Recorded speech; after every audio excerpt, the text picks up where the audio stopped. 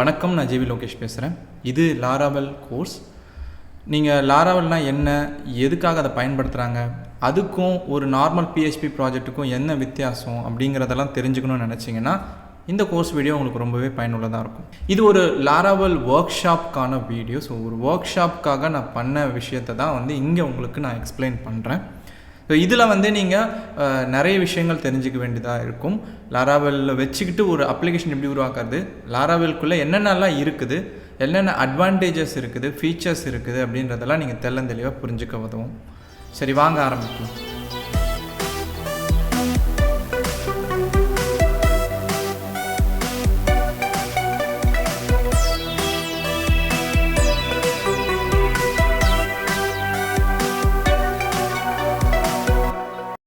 இந்த சேனலோடைய வளர்ச்சிக்காக நீங்கள் ஏதாச்சும் உதவணும்னு நினச்சிங்கன்னா தயவு செய்து டொனேட் பண்ணுங்கள். டொனேட் பண்ணுறதுக்கான QR கோட் ஸ்க்ரீனில் இருக்குது மற்றும் பேபால் மற்றும் பேங்க் டீட்டெயில்ஸ் டிஸ்கிரிப்ஷனில் இருக்குது. லாராவெல் இது ஒரு PHP web application frame work. அப்படின்னா நீங்கள் ஒரு வெப் அப்ளிகேஷனுக்கான கோடை ஆரம்பத்துலேருந்து எழுத வேண்டிய அவசியமே கிடையாது. உங்கள் வெப் அப்ளிகேஷனுக்கு என்ன தேவையோ அந்த கோடை மட்டும் நீங்கள் எழுதினா போதும் அப்படின்னு சொல்கிறது தான் இந்த வெப் அப்ளிகேஷன் ஃப்ரேம் ஒர்க்குடைய பயன். இதனால் உங்கள் டெவலப்மெண்ட் ரொம்ப சீக்கிரமாகவும் இருக்கும், தேவையில்லாத கோடை எழுத வேண்டிய அவசியம் இருக்காது. இதை டெவலப் பண்ணது டெய்லர் ஓட்வெல் அப்படிங்கிற ஒருத்தர். இது ஏன் ரொம்பவே பிரபலமாக இருக்குன்னா, இந்த லாராவெல் MVC ஆர்கிடெக்சரல் பேட்டர்ன் அப்படிங்கிற ஒரு டிசைன் பேட்டர்னை ஃபாலோ பண்ணுது. MVC அப்படின்னா மாடல் வியூ கண்ட்ரோலர் அப்படின்னு அர்த்தம். இப்போ அதை புரிய வைக்கணும்னா, இந்த MVC இல்லாத ஒரு வெப்பேஜுக்கான கோட் எப்படி இருக்கும்னு பாருங்கள். இங்கே database code, function code, design code எல்லாமே ஒரே இடத்துல இருக்கும். இதனால் நீங்கள் டேட்டாபேஸ் கோடுன்னு நினச்சி ஃபங்க்ஷன் கோடை மாற்ற நினைக்கலாம், ஃபங்க்ஷன் கோடுன்னு நினச்சி டிசைன் கோடை மாற்ற நினைக்கலாம். இப்படி தேவையில்லாத மாற்றங்கள் நடக்கிறதால ஒரு வெப்பேஜில் பல பிரச்சனைகள் வர வாய்ப்பு இருக்கும். அதோட இது பாதுகாப்பும் இல்லை. நாளைக்கு உங்களால் ஒரு புது ஃபீச்சரும் டெவலப் பண்ணுறது ரொம்ப கஷ்டமாக இருக்கும் இல்லையா? இந்த பிரச்சனையெல்லாம் தீர்க்கறதுக்கு தான் இந்த MVCயை கொண்டு வராங்க. இப்போது ஒரு MVCக்கான வெப்பேஜ் எப்படி இருக்குன்றதை பாருங்கள். இங்கே ஒவ்வொரு கோடும் தனித்தனியாக பிரிக்கப்பட்டிருக்கு. டேட்டாபேஸ் கூட மாடல்னு சொல்கிறாங்க, ஃபங்க்ஷன் கூட கண்ட்ரோலர்னு சொல்கிறாங்க, டிசைன் கூட வியூன்னு சொல்கிறாங்க. இதை தான் மாடல் வியூ கண்ட்ரோலர் அப்படின்னு சொல்லப்படுற MVC டிசைன் பேட்டர்ன். ஆக இங்கே லாராவெல் MVCன்ற இந்த டிசைன் பேட்டர்னை பயன்படுத்துறதுனால இங்கே அப்ளிகேஷன் டெவலப்மெண்ட் ரொம்ப வேகமாகவே இருக்கும். அடுத்து ஏன் லாராவெல்ல தேர்ந்தெடுக்கிறாங்க அப்படின்றதுக்கு பல காரணங்கள் இருக்குது. அதில் ஒரு காரணங்கள், இங்கே எலக்வெண்ட் ORMனு ஒன்று இருக்குது. அதன் மூலமாக டேட்டாபேஸ் வேலைகளை நம்மளால் எளிமையாகவும் வேகமாகவும் பண்ண முடியும். இந்த ORMக்கு முழு அர்த்தம் என்னன்னு கேட்டிங்கன்னா ஆப்ஜெக்ட் ரிலேஷனல் மேப்பிங். இது என்னன்னு புரியணும்னா, பொதுவாகவே ஒரு வெப்சைட்டுக்கான டேட்டாபேஸ் ஒன்று இருக்கும். அதில் வெப்சைட் சம்மந்தப்பட்ட தகவல்லாம் பதிவு வச்சுருப்பாங்க. இப்போ அந்த டேட்டாபேஸில் நம்ம ஏதாச்சும் ஒரு வேலையை செய்யணும்னா டேட்டாபேஸுக்கு புரிகிற ஒரு லாங்குவேஜில் சொன்னால் தான் உண்டு. அதாவது SQL அப்படின்ற ஒரு லாங்குவேஜ் தான் டேட்டாபேஸுக்கு புரியும். ஆனால் இங்கே SQL queryயை பயன்படுத்தக்கூடாதுன்றது தான் லாராவெல்லுடைய பரிந்துரை. அதனால் லாராவெல் என்ன பண்ணுறாங்கன்னா PHP ஆப்ஜெக்ட்டுகளை உருவாக்குறாங்க. இந்த ஒவ்வொரு PHP ஆப்ஜெக்ட்டும் டேட்டாபேஸ்குள்ளே இருக்கிற ஒரு டேட்டாவை குறிக்குது. ஆனால் இந்த PHP ஆப்ஜெக்ட்டுக்கும் டேட்டாபேஸ்குள்ளே இருக்கிற ஒரு டேட்டாவுக்கும் ஏதாவது ஒரு விதத்தில் மேப்பிங் செய்யப்படணும், அதாவது தொடர்பு ஏற்படுத்தப்படணும். அந்த தொடர்பை ஏற்படுத்துகிற வேலையை தான் இந்த எலக்வெண்ட் ORM செய்யுது. இந்த ஒரு எலக்வெண்ட் ORM இந்த வேலையை செய்யறதால என்னென்ன பயன்கள் நம்மளுக்கு அப்படின்னு கேட்டிங்கன்னா, நமக்கு காம்ப்ளெக்ஸான queries, அதாவது ரொம்ப கஷ்டப்பட்டு எழுத வேண்டிய SQL queriesலாம் இங்கே எழுத வேண்டாம். அதோட வெவ்வேறு விதமான டேட்டாபேஸ் சப்போர்ட்டை நம்மளால் இந்த லாராவெல்குள்ளே கொண்டு வர முடியும்.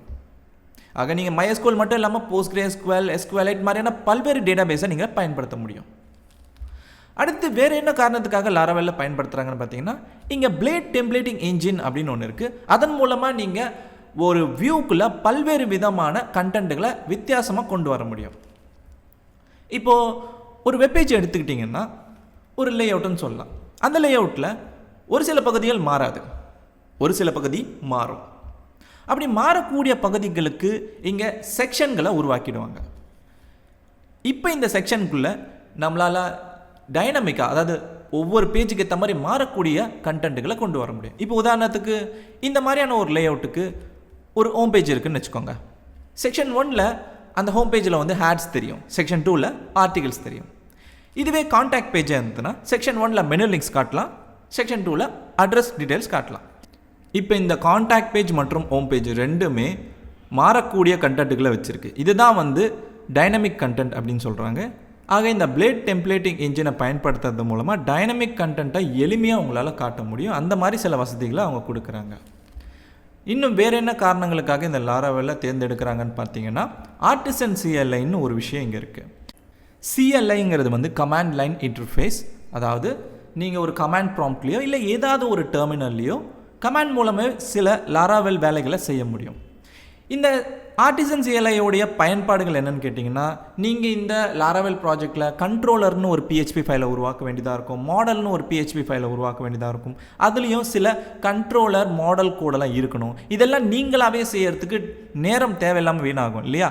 ஆனால் இந்த ஆர்டிசன் சிஎல்ஐ உங்களுக்கு உருவாக்குறதுக்கு சில கமாண்டுகளில் மட்டுமே கொடுக்கும்.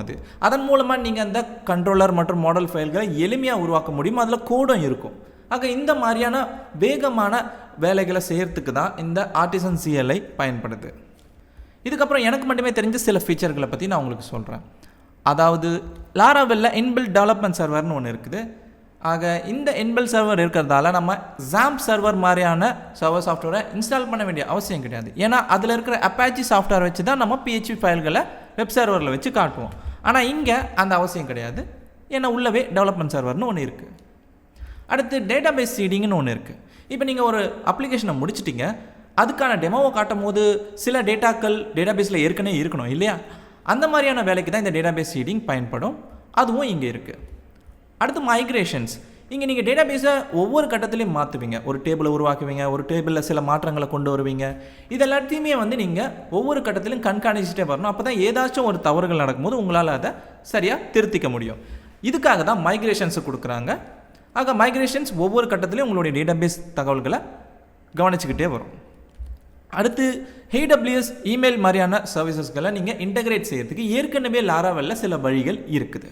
அதனால் உங்களுக்கு அது கஷ்டமாகவே இருக்காது.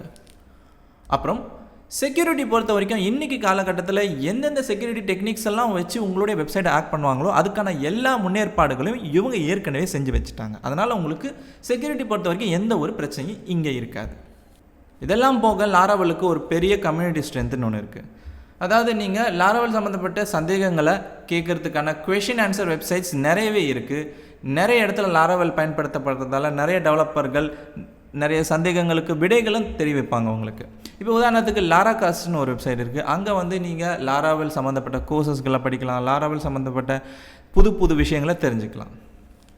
சரி, இப்போது ஒரு நார்மலான PHP வெப்சைட்டுக்கும் ஒரு லாராவெல் வெப்சைட்டுக்கும் என்ன வித்தியாசங்கிறத தெரிஞ்சுக்கிட்டால் தான் இந்த லாராவெல்லுடைய முக்கியத்துவம் என்னன்னு உங்களுக்கு புரியும். இப்போ ஒரு PHP ப்ராஜெக்ட் ஒன்று நம்ம உருவாக்க போகிறோம். அதில் எந்த ஒரு ஃப்ரேம் ஒர்க்கும் கிடையாது, வெறும் PHP கோடு தான். முதல்ல இப்போ ஒரு PHP ப்ராஜெக்ட் உருவாக்குறதுக்கு உங்களுடைய கம்ப்யூட்டர் சிஸ்டமில் என்னென்னலாம் முன்கூட்டியே பொருத்தப்பட்டிருக்கணுங்கிறத நான் சொல்ல போகிறேன். நீங்கள் முதல்ல ZAMP சர்வரை பொருத்தணும். அதில் தான் MySQL, அப்பாச்சி மாதிரியான சர்வீசஸ்கள் இருக்குது. அதெல்லாமே இப்போ நம்மளுக்கு தேவைப்படுது.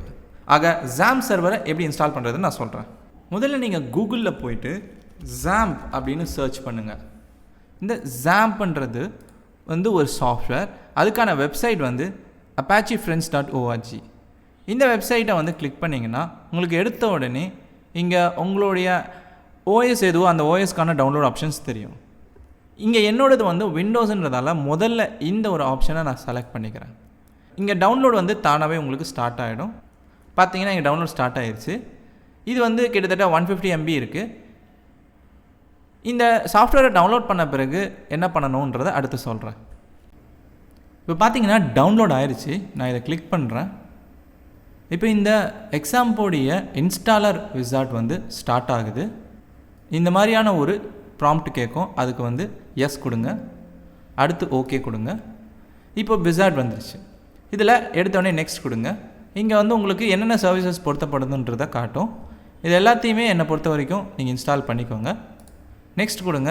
உங்களுடைய ஃபோல்டர் என்ன அப்படின்றத செலக்ட் பண்ண கேட்கும். பொதுவாகவே நீங்கள் C ஃபோல்டரில் இன்ஸ்டால் பண்ணிக்கிறது நல்லது. நெக்ஸ்ட் கொடுங்க. இங்கிலீஷ் செலக்ட் பண்ணிக்கிட்டு நெக்ஸ்ட் கொடுத்தா இந்த இன்ஸ்டாலேஷன் தொடங்க ஆரம்பிச்சிடும். இன்ஸ்டாலேஷன் நடந்து முடிஞ்சிருச்சு. இப்போ நீங்கள் ஃபினிஷ் கொடுத்தீங்கன்னா உங்களுக்கு வந்து எக்ஸாம் கண்ட்ரோல் பேனல் ஆனது ஸ்டார்ட் ஆகும். இப்படி தான் இருக்கும் அந்த கண்ட்ரோல் பேனல். இப்போது அடுத்து நீங்கள் பண்ண வேண்டியது அப்பாச்சி மற்றும் MySQL சர்வீசஸை ஸ்டார்ட் பண்ணணும். இதுக்கு நீங்கள் என்ன பண்ணணும்னா இங்கே ஏற்கனவே உங்களுக்கு அப்பாச்சி MySQL சர்வீசஸ் இந்த எக்ஸாம் கண்ட்ரோல் பேனலில் தெரியும்.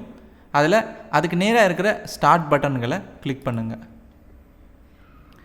இந்த சர்வீசஸ் ஸ்டார்ட் ஆகும்போது உங்களுக்கு உங்களுடைய விண்டோ செக்யூரிட்டி இதை அலோவ் பண்ண சொல்லி கேட்கும். அலோவ்னு கொடுங்க. இந்த 2 சர்வீசஸையும் ஸ்டார்ட் பண்ணுறதுல உங்களுக்கு ஏதாவது பிரச்சனைனா கண்டிப்பாக உங்களுடைய எக்ஸாம் சாஃப்ட்வேர் சரியாக பொருத்தப்படலன்னு அர்த்தம். அதனால் ஏற்கனவே இருக்கக்கூடிய எக்ஸாம் சாஃப்ட்வேரை அன்இன்ஸ்டால் பண்ணிவிட்டு திரும்பவும் இதை புதுசாக இன்ஸ்டால் பண்ணி பாருங்கள். கண்டிப்பாக இன்ஸ்டால் ஆகும். இப்போ பார்த்தீங்கன்னா சர்வீசஸ் ரெண்டுமே ரன் ஆகிறதால இங்கே ரெண்டுமே பச்சை கலரில் உங்களுக்கு காட்டுது. இப்போ நம்ம முதல்ல பண்ண போகிறது ஒரு டேட்டாபேஸை உருவாக்க போகிறோம். அதுக்கு PHP ஸ்டூடெண்ட் ரெஜ் அப்படின்னு பேர் வைக்க போகிறோம். இந்த எக்ஸாம் கண்ட்ரோல் பேனலில் MySQL சர்வீஸுக்கு நேராக இருக்கிற அட்மின்ன்ற பட்டனை கிளிக் பண்ணுங்கள். உங்களுக்கு PHP MyAdmin பேஜ் தெரியும். இப்போது இங்கே நம்ம வந்து டேட்டாபேஸை உருவாக்க போகிறோம் நம்மளுடைய MySQL டேட்டாபேஸ் சர்வரில். அதுக்கு நீங்கள் பண்ண வேண்டியது இந்த லெஃப்ட் சைட் பார் இருக்கு இல்லையா, அதில் நியூன்ற ஒரு ஆப்ஷன் இருக்குது. அதை கிளிக் பண்ணிங்கன்னா உங்களுக்கு டேட்டாபேஸை உருவாக்குறதுக்கான பேஜ் வரும். இதில் டேட்டாபேஸ் நேம்ன்ற இந்த இன்புட்டில் நம்ம வந்து ஏதாவது ஒரு பெயரை கொடுக்கலாம். நான் ஏற்கனவே சொன்ன மாதிரி PHP ஸ்டூடெண்ட் ரெஜ் அப்படின்ற இந்த ஒரு பெயரில் நான் ஒரு டேட்டாபேஸை உருவாக்க போகிறேன். இதில் PHP மற்றும் ஸ்டூடெண்ட் அப்புறம் ரெஜ் இதுக்கு நடுவில் அண்டர்ஸ்கோரை நான் வச்சுருக்கேன். தயவுசெய்து ஸ்பேசஸ்களை கொடுக்கறத தவிர்த்துக்குங்க. க்ரியேட் கொடுங்க. இப்போ இந்த டேட்டாபேஸ் உருவாக்கிடுச்சு. இப்போது இந்த டேட்டாபேஸ்க்குள்ளே நம்ம ஒரு டேபிள் உருவாக்க போகிறோம். அந்த டேபிளில் சில காலம்ஸ் இருக்க போகுது. இதுக்கு நம்ம வந்து ஒரு SQL query ஒன்று எழுத வேண்டியது இருக்கும். அந்த SQL query நீங்கள் எழுத வேண்டாம். நான் சொல்கிற ஒரு இடத்துலேருந்து நீங்கள் காப்பி பேஸ்ட் பண்ணாலே போதும். நான் உங்களுக்கு ஒரு ரெபாசிட்டரி லிங்க்கு வந்து கொடுத்துருக்குறேன். இதுதான் அந்த ரெபாசிட்டரி. இந்த லிங்க்கை வந்து நீங்கள் டிஸ்கிரிப்ஷனில் பார்க்க முடியும். இந்த லிங்க்கை ஓப்பன் பண்ணிங்கன்னா உங்களுக்கு இங்கே சில ஃபோல்டர்கள் தெரியும். அதில் செக்ஷன் 1ன்ற ஃபோல்டரை ஓப்பன் பண்ணுங்கள்.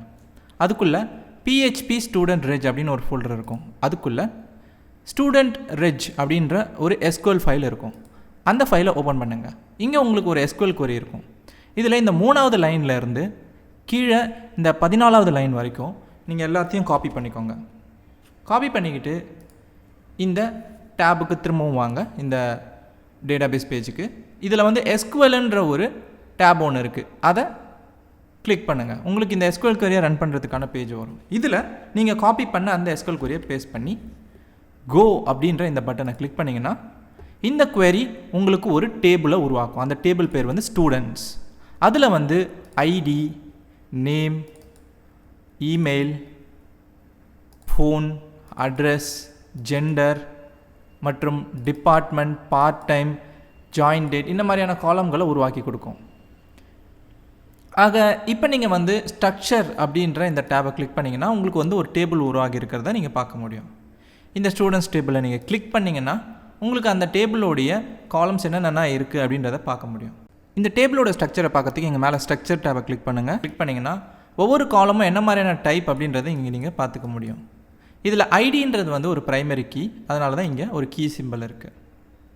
சரி, இப்போ நம்ம ஒரு டேபிளை உருவாக்கிட்டோம். இது இந்த டேபில் இந்த ரெபாசிட்டரி இருக்கு இல்லையா, அந்த ரெபாசிட்டரியில் இந்த ஸ்டூடெண்ட் ரெஜ் அப்படின்ற ஃபோல்டரில் உங்களுக்கு ஸ்டூடெண்ட் ரெஜ் .php அப்படின்னு ஒரு ஃபைல் இருக்கும். இந்த ஃபைலை கிளிக் பண்ணிங்கன்னா உங்களுக்கு அதில் PHP கோடு இருக்கும், அதோட சில HTML கோடு இருக்கும். இது எல்லாமே ஒரு ஸ்டூடெண்ட் ரெஜிஸ்ட்ரேஷன் ப்ராஜெக்ட்டுக்கான கோட் தான். இந்த ஒரு ஃபைலை நீங்கள் டவுன்லோட் பண்ண வேண்டியதாக இருக்கும். அதுக்கு இந்த வலது பக்கத்தில் டவுன்லோட் லிங்க் வந்து உங்களுக்கு இருக்கும். டவுன்லோட் ரா ஃபைலுன்ற இந்த ஆப்ஷனை கிளிக் பண்ணிங்கன்னா இந்த ஃபைல் இங்கே டவுன்லோட் ஆயிரும். இப்போ இந்த ஃபைலை டவுன்லோட் பண்ணிட்டீங்க இல்லையா,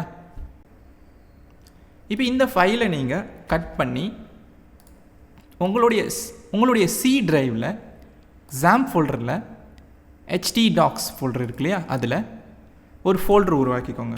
PHP ஸ்டூடெண்ட் ரெஜ் 3 வார்த்தைகளுக்கு நடுவுலையும் அண்டர்ஸ்கோர் இருக்கும். சரிங்களா? இப்போ இந்த ஃபோல்டருக்குள்ளே அந்த ஃபைலை பேஸ்ட் பண்ணிடுங்க. சரிங்களா? இப்போ இந்த ஃபைல் வந்து ஒரு PHP ஃபைல். இதை நீங்கள் உங்களுடைய சர்வர்லேருந்து ஓப்பன் பண்ணி பார்க்க முடியும். நான் ஏற்கனவே சொன்ன மாதிரி நீங்கள் XAMPP வந்து ரன் பண்ணியிருப்பீங்க. அதில் வந்து அப்பாச்சி சர்வர் ரன் ஆகிட்டு இருக்கும். இதனால் நீங்கள் வந்து லோக்கல் ஹோஸ்ட் பேஜை ஓப்பன் பண்ண முடியும். இப்போ நீங்கள்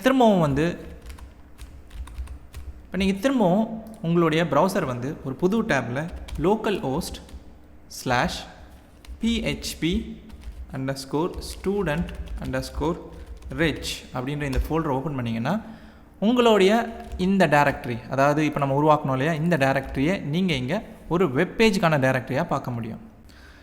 இப்போ நம்ம இந்த studentridge.file ஓப்பன் பண்ணுறதுக்கு முன்னாடி நம்ம இந்த ஃபைலுக்குள்ளே சில மாற்றங்களை செய்ய வேண்டியது இருக்குது. அதனால் நம்ம என்ன பண்ண போகிறோம்னா, இந்த ஃபோல்டரில் போட்டு வச்சோம் இல்லையா studentridge, இந்த ஃபைலை வந்து ஒரு எடிட்டரில் ஓப்பன் பண்ணி சில விஷயங்களை நம்ம மாற்றணும். நீங்கள் வந்து ஒரு கோட் எடிட்டரை பயன்படுத்த வேண்டியதாக இருக்கும். ஆக நீங்கள் உங்கள் ப்ரௌசரில் போயிட்டு விஷுவல் ஸ்டுடியோ கோட் அப்படின்னு சர்ச் பண்ணுங்கள் கூகுளில். இங்கே விஷுவல் ஸ்டுடியோ கோடோடைய வெப்சைட் இருக்கும். அதில் டவுன்லோட் பேஜை கிளிக் பண்ணுங்கள். இந்த பேஜில் நீங்கள் உங்களுடைய அந்த எடிட்டரை வந்து டவுன்லோட் பண்ணிக்கலாம். இது ரொம்பவே பிரபலமான எடிட்டர். நான் ஏற்கனவே வந்து இந்த எடிட்டரை வந்து டவுன்லோட் பண்ணி இன்ஸ்டால் பண்ணியிருக்கேன். ஆக இப்போ அந்த எடிட்டரை ஓப்பன் பண்ணிக்கிறேன். இப்போ எடிட்டர் ஓப்பன் ஆயிடுச்சு. இந்த எடிட்டருக்குள்ளே இந்த ஃபைல் இருக்கு இல்லையா, அதை அப்படியே ட்ராக் பண்ணி உள்ளே கொண்டு வந்து போட்டுருங்க. அல்லது நீங்கள் இந்த ஃபைலை இப்படி இந்த ஃபைல் மெனுவில் ஓப்பன் ஃபைல் ஆப்ஷன் மூலமாகவும் ஓப்பன் பண்ணி பார்த்துக்கலாம். இப்போது இந்த ஃபைலை வந்து நம்ம எடிட் பண்ண போகிறோம். இதில் முக்கியமான தகவல் என்ன நீங்கள் எடிட் பண்ணணும் அப்படின்னு பார்த்தீங்கன்னா, இங்கே நான் 5வது லைனில் டேட்டாபேஸுன்ற ஒரு வேல்யூ இருக்குது. அந்த வேல்யூவை வந்து உங்களுடைய டேட்டாபேஸ் என்னவோ அதுக்கேற்ற மாதிரி மாற்றிக்கணும். ஆக நம்மளுடைய டேட்டாபேஸ் என்ன அப்படின்னு பார்த்தீங்கன்னா PHP student reg அப்படின்னு இருக்குது. ஆக அதை தான் நான் இங்கே வந்து வைக்க போகிறேன். ஆக PHP student reg அப்படின்னு சொல்லி இங்கே மாற்றிக்கிறேன். சரி, இப்போது நீங்கள் பண்ண வேண்டியது என்னென்னா, ஃபைலை சேவ் பண்ணிவிட்டு உங்களுடைய ப்ரௌசருக்கு திரும்ப வாங்க. அதுலேயும் இந்த localhost PHP student reg அப்படின்ற இந்த வெப் டைரக்டரிக்குள்ளே வாங்க. இதில் இந்த ஃபைலை இப்போ நீங்கள் ஓப்பன் பண்ணலாம். இப்போ பார்த்தீங்கன்னா PHP ப்ராஜெக்ட்ன்ற ஒரு தலைப்போட ஸ்டூடெண்ட் ரெஜிஸ்ட்ரேஷன் ஃபார்ம் ஒன்று தெரியும். இந்த ரெஜிஸ்ட்ரேஷன் ஃபார்ம் எதுக்குன்னா, ஒரு ஸ்டூடெண்ட் சம்மந்தப்பட்ட தகவல் வந்து இந்த டேட்டாபேஸில் இந்த டேபிளில் வந்து பதிய வைக்கிறதுக்கு. இப்போ நம்ம என்ன பண்ணலாம், ஒரு சாம்பிளுக்கு ஏதாவது ஒரு டேட்டாவை வந்து உள்ளே கொடுத்து பார்ப்போம். இப்போ முதல்ல Lokesh, phone number, address, department, join date. இப்போ நான் ரெஜிஸ்டர் பட்டனை கிளிக் பண்ண போகிறேன். கிளிக் பண்ண உடனே பார்த்தீங்கன்னா இங்கே மேலே ஸ்டூடெண்ட் ரெஜிஸ்டர் சக்ஸஸ்ஃபுல்லின்ற வார்த்தைகள் வந்திருக்கும். அதோட இந்த ரெஜிஸ்டர் ஸ்டூடெண்ட் அப்படின்ற தலைப்பு கீழே நான் என்ன டேட்டா என்டர் பண்ணணும் அந்த டேட்டாவுக்கான நேம், இமெயில் மற்றும் ஜாயின் டேட் வந்திருக்கும். இது மட்டும் இல்லை, நீங்கள் வந்து உங்களுடைய டேட்டாபேஸில் இந்த ஸ்டூடெண்ட்ஸ் அப்படின்ற டேபிளை ஓப்பன் பண்ணி பார்த்தீங்கன்னா நீங்கள் பதிவு பண்ணி வச்ச அந்த டேட்டா உள்ளே இங்கே இருக்கும். ஆக logesh@gmail.com, phone number, address, gender, department எல்லாமே நீங்கள் கொடுத்ததாக தான் இருக்கும். சரி, இப்போது இது வந்து என்ன செய்யுது, இந்த PHP ஃபைல் என்ன செய்யுது அப்படின்றது உங்களுக்கு தெரிஞ்சிருச்சு. ஆனால் இதுக்குள்ளே இருக்கிற கோட் எப்படி இருக்குன்றதை உங்களுக்கு நான் எக்ஸ்பிளைன் பண்ணணும். அதுக்கான விஷயத்தை தான் இப்போ நான் பண்ண போகிறேன். இப்போது இந்த PHP ஃபைலில் இருக்கிற கோட் பற்றி பார்ப்போம். இங்கே ஹோஸ்ட், யூசர் நேம், பாஸ்வேர்ட் மற்றும் டேட்டாபேஸ்ன்ற 4 வேரியபிள்கள் முடிவு செய்யப்பட்டிருக்கு. இந்த 4 வேரியபிள்கள் எதுக்குன்னா, ஒரு டேட்டாபேஸ் கனெக்ஷன் நம்ம உருவாக்கணும் போது முக்கியமாக இது தேவைப்படும். ஹோஸ்ட்டுங்கிறது என்னென்னு பார்த்தீங்கன்னா, உங்களுடைய டேட்டாபேஸ் எந்த ஒரு சர்வரில் இருக்குது அப்படின்றத குறிக்குது. இதில் நீங்கள் வந்து உங்களுடைய கம்ப்யூட்டருக்குள்ளவே அந்த டேட்டாபேஸ் இருக்குன்னா லோக்கல் ஹோஸ்ட்னு கொடுத்தாலே போதும். ஆக இந்த லோக்கல் ஹோஸ்ட்ன்றது உங்களுடைய கம்ப்யூட்டர் மெஷினை தான் குறிக்குது. யூசர் நேம், இது வந்து உங்களுடைய டேட்டாபேஸ் சர்வருக்கு ஒரு யூசர் நேம் ஒன்று வைக்கப்பட்டிருக்கும். அது என்ன அப்படின்னு இங்கே கொடுத்துருக்காங்க. பொதுவாக ஜாம் சர்வரில் MySQLக்கு ரூட்டுன்னு தான் யூசர் நேம் வச்சுருப்பாங்க. அதோட பாஸ்வேர்டு வந்து இருக்காதுன்றதால இங்கே பாஸ்வேர்டு எம்டியாக இருக்குது. அப்புறம் உங்களுடைய டேட்டாபேஸ் பேர் என்னவோ அதை வந்து இங்கே கொடுக்கணும். இந்த 4 தகவலை கொடுத்துட்ட பிறகு MySQLன்ற ஒரு டிரைவர் நம்மளுக்கு தேவைப்படுது. இந்த டிரைவர் தான் உங்களுடைய PHPக்கும் MySQLக்கும் இடையிலேருந்து செயல்படுற ஒரு சின்ன ப்ரோக்ராம். இந்த ப்ரோக்ராமுக்குன்னு ஒரு கிளாஸ் இருக்குது. அந்த கிளாஸோடைய கன்ஸ்ட்ரக்டரில் இந்த 4 தகவலையும் கொடுக்கணும். ஆக host, user name, password, database இது எல்லாத்தையும் கொடுத்தா அது உங்களுடைய கம்ப்யூட்டரில் இங்கே ரன் ஆகிக்கிட்டு இருக்குது இல்லையா இந்த MySQL டேட்டாபேஸ், அந்த டேட்டாபேஸ்க்கு ஒரு கனெக்ஷன் ஆப்ஜெக்டை உருவாக்கி கொடுக்கும்.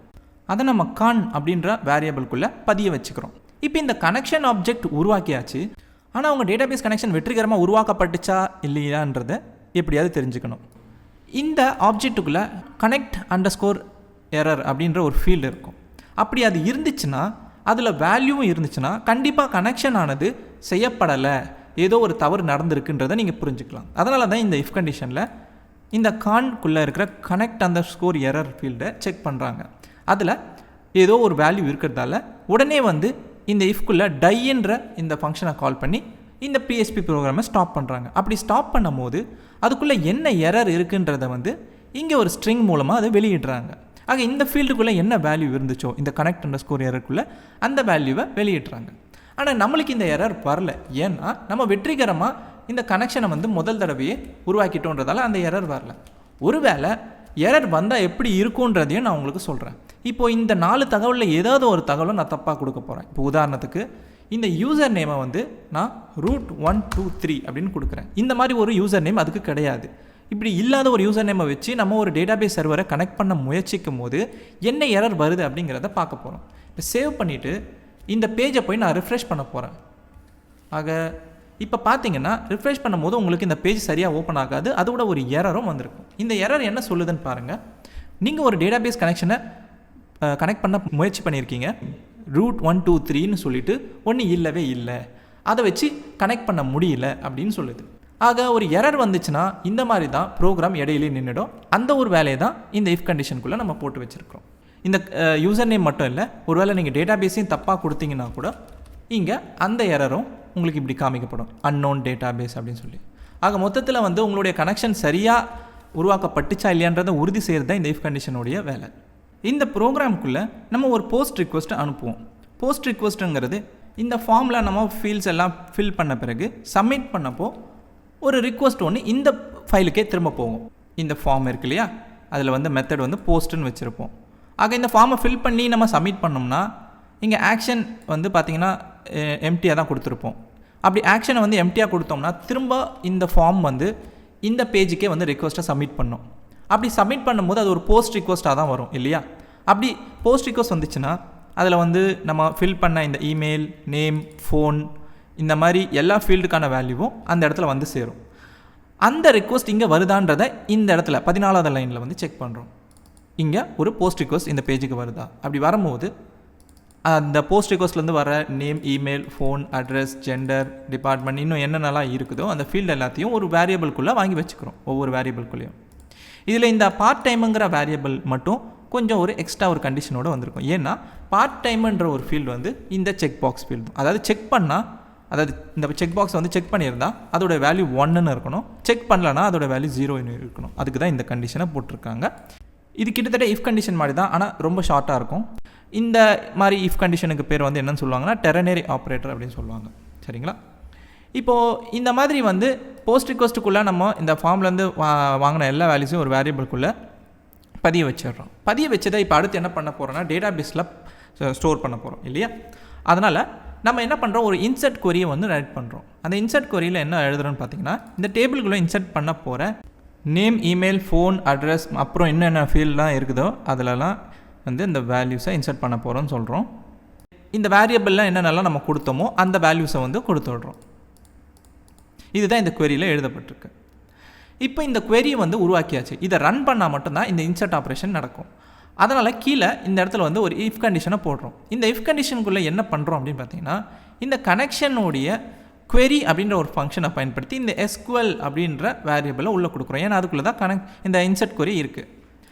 அப்படி இந்த query அதை ரன் பண்ணும் போது ட்ரூன்ற வேல்யூ அது கொடுத்துருச்சுன்னா உங்களுடைய query வெற்றிகரமாக நடந்து முடிஞ்சிருச்சு, இன்சர்ட் ஆப்ரேஷன் நடந்திருக்குன்னு அர்த்தம்.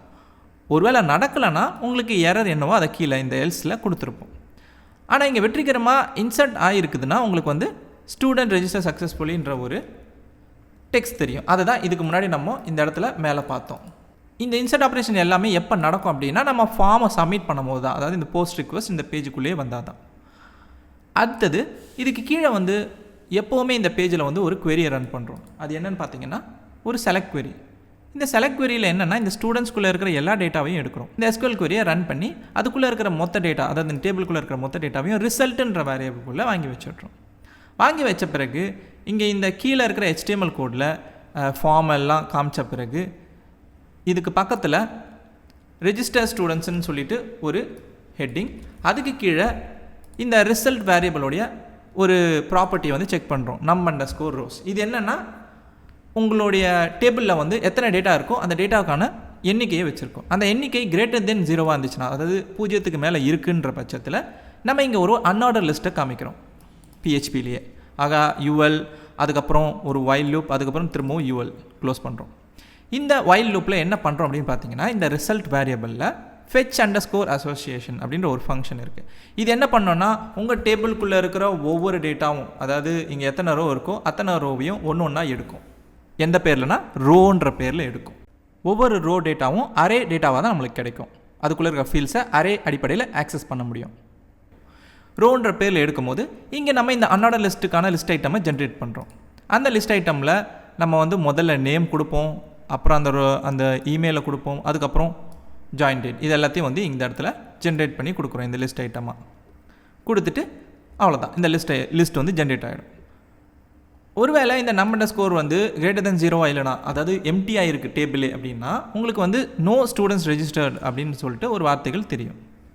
அவ்வளோதான். இதெல்லாம் நடந்து முடிஞ்ச பிறகு கனெக்ஷன் ஆப்ஜெக்டை வந்து க்ளோஸ் பண்ணிடுறோம். எப்போவுமே கனெக்ஷனை வந்து க்ளோஸ் பண்ணணும், இல்லைனா அது எப்போவுமே ஓப்பனில் இருக்கும் டேட்டாபேஸ் கனெக்ஷன். இது தேவையில்லாத ஒரு பிரச்சனையை நம்மளுக்கு உருவாக்கும். அதனால தான் கனெக்ஷன் ஆப்ஜெக்டை க்ளோஸ் பண்ணுறோம். இப்போது பார்த்தீங்கன்னா, இது வரைக்கும் தான் இந்த ஃபைலுக்குள்ளே இருக்கக்கூடிய கோட். இதுதான் நீங்கள் இந்த அவுட்புட்டில் பார்த்தீங்க, சரிங்களா? இப்போது உங்களுக்கு இந்த பிஹெச்பி ப்ராஜெக்டோடைய கோட் என்னன்னு தெரிஞ்சிச்சு, இது எப்படி வேலை செய்யணும்னு தெரிஞ்சிச்சு. இப்போ பிரச்சனைகளை பற்றி நம்ம தெரிஞ்சுக்க போகிறோம்.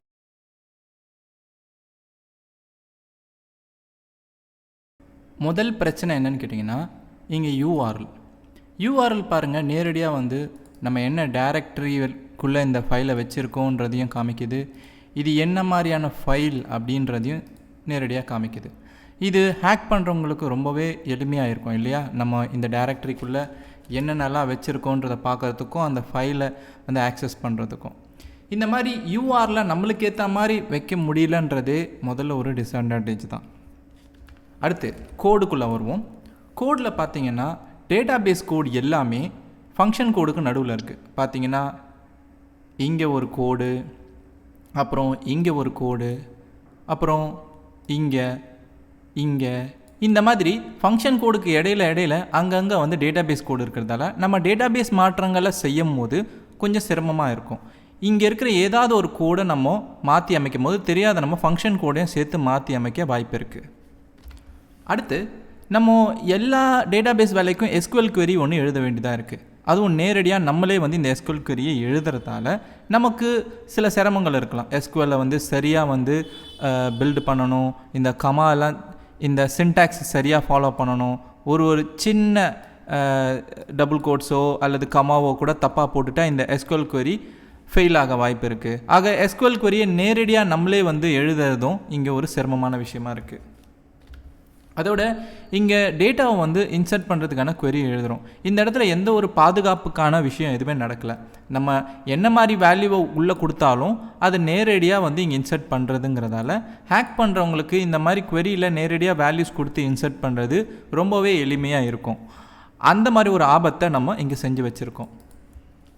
கடைசியாக இந்த ஃபார்மை சப்மிட் பண்ணுறோன்றது வந்து சரி, ஆனால் எந்த ஒரு பாதுகாப்பும் இல்லாமல் இந்த மாதிரி ஃபார்மை சப்மிட் பண்ணுறதுங்கிறது ரொம்பவே ஆபத்தான விஷயம். ஏன்னா இதில் ஏதாச்சும் ஒரு ஸ்கிரிப்டையோ இல்லை ஏதாவது ஆபத்தான கோடையோ எக்ஸிக்யூட் பண்ணி ரன் பண்ணாலும் அதுவும் வந்து இந்த பிஹெச்பி கோடில் வேலை செஞ்சு ஹேக் பண்ணி இந்த டேட்டாவை எடுக்கிறதுக்கான வாய்ப்புகள் இருக்குது.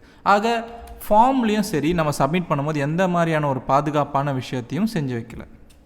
இந்த மாதிரி பல்வேறு விதமான ஆபத்துகள் இந்த ஒரு பிஹெச்பி ஸ்கிரிப்டில் மட்டுமே இருக்குது.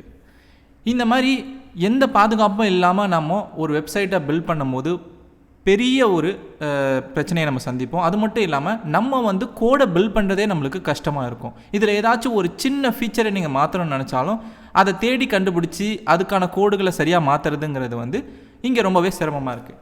இந்த எல்லா பிரச்சனையுமே நம்ம ஆக நான் சொன்ன மாதிரி URL சப்போர்ட், எளிமையாக கோடை மேனேஜ் பண்ணுற வசதி, SQL query எழுதக்கூடாது, DB செக்யூரிட்டி இன்சர்ட் பண்ணும் போது இருக்கணும், சைட் செக்யூரிட்டி ஃபார்ம் சப்மிட் பண்ணும் போது இருக்கணும்.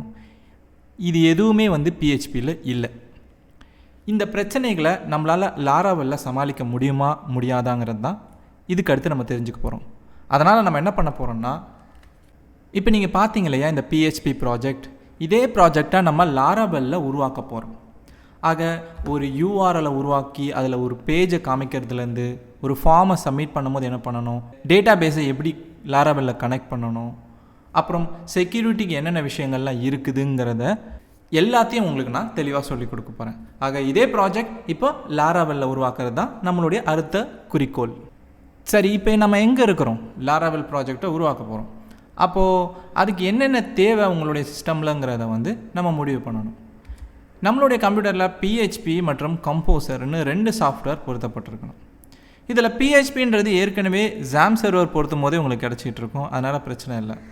ஆனால் கம்போசர் நம்ம கண்டிப்பாக பொருத்தியே ஆகணும். போங்க, கூகுளில் வந்து கம்போசர் அப்படின்னு சர்ச் பண்ணுங்கள். கம்போசருடைய வெப்சைட் வரும், getcomposer.orgன்ட்டு. அந்த வெப்சைட்டில் போனீங்கன்னா உங்களுக்கு எடுத்த உடனே டவுன்லோட் அப்படின்ற ஒரு மெனு இருக்கும்.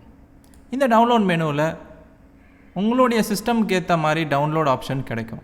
நீங்கள் 2 வழியில் வந்து கம்போசரை பொருத்தலாம். ஒன்று வெறும் PHP கோடை எக்ஸிக்யூட் பண்ணியே இந்த மாதிரி கம்போசரை பொருத்தலாம், அல்லது விண்டோஸ்க்குன்னு வந்து ஒரு செட்டப் ஃபைல் ஒன்று தராங்க, இந்த composer-setup.exe ஃபைல். இதை செலக்ட் பண்ணிங்கன்னா உங்களுக்கு டவுன்லோட் ஆனது ஸ்டார்ட் ஆயிரும்.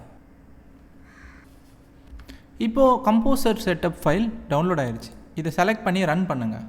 இந்த மாதிரி ஒரு விண்டோ வரும், அதில் இன்ஸ்டால் ஃபார் ஆல் யூசர்ஸ் அப்படின்னு கொடுங்க, எஸ்ன்னு கொடுங்க. இப்போது இந்த செட்டப் விசார்ட் வந்திருக்கும், இதில் நெக்ஸ்ட் கிளிக் பண்ணுங்கள். அதில் வந்து நீங்கள் ஏற்கனவே பொருத்தின PHPயோடைய பேத்தை வந்து அது சரியாக காமிக்கும், அதுவே கண்டுபிடிச்சிக்கும் அது எங்கே இருக்குன்னு. இதுக்கு கீழே add this PHP to your path அப்படின்ற ஒரு ஆப்ஷன் இருக்கும் இல்லையா, அதை செக் பண்ணிக்கோங்க. ஏன்னா இது வந்து உங்களுடைய இந்த பேத்தை வந்து உங்களுடைய என்விரான்மெண்ட் வேரியபிள்ஸ்க்குள்ளே போட்டுடும். அதனால் உங்களால் வந்து PHPன்ற ஒரு கமாண்டை வந்து பயன்படுத்த முடியும். இப்போ இதை டிக் பண்ண பிறகு நெக்ஸ்ட் கொடுங்க, நெக்ஸ்ட் கொடுங்க, இன்ஸ்டால். இப்போ இந்த இன்ஸ்டாலேஷன் நடந்து முடியறதுக்கு சில நிமிடங்களாகவும், அது வரைக்கும் நீங்கள் காத்துக்கிட்டு இருக்கணும். இப்போ இன்ஸ்டாலேஷன் நடந்து முடிஞ்சிருச்சு. இதுக்கப்புறம் நெக்ஸ்ட் கொடுங்க, ஃபினிஷ்.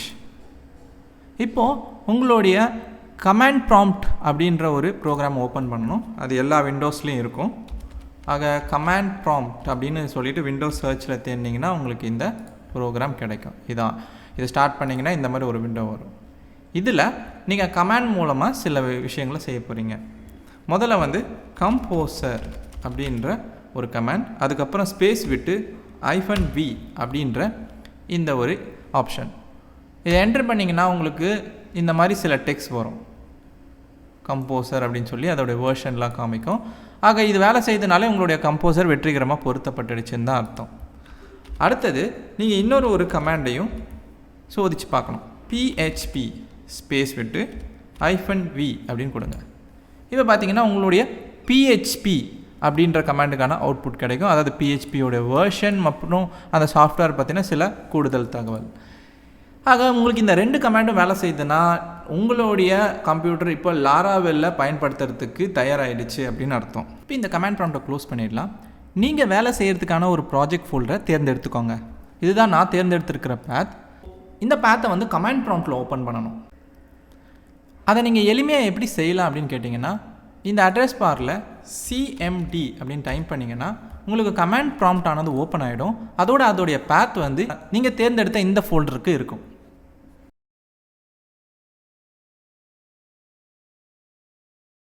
இப்போது நம்ம என்ன செய்ய போகிறோம்னா, நம்ம ஒரு கமாண்ட் ஒன்று எக்ஸிக்யூட் பண்ண போகிறோம். அதன் மூலமாக ஒரு லாராவெல் ப்ராஜெக்ட் ஆனது உருவாக்கப்படும். அந்த கமாண்ட் என்னன்னு கேட்டிங்கன்னா, இதுதான் அந்த கமாண்ட்.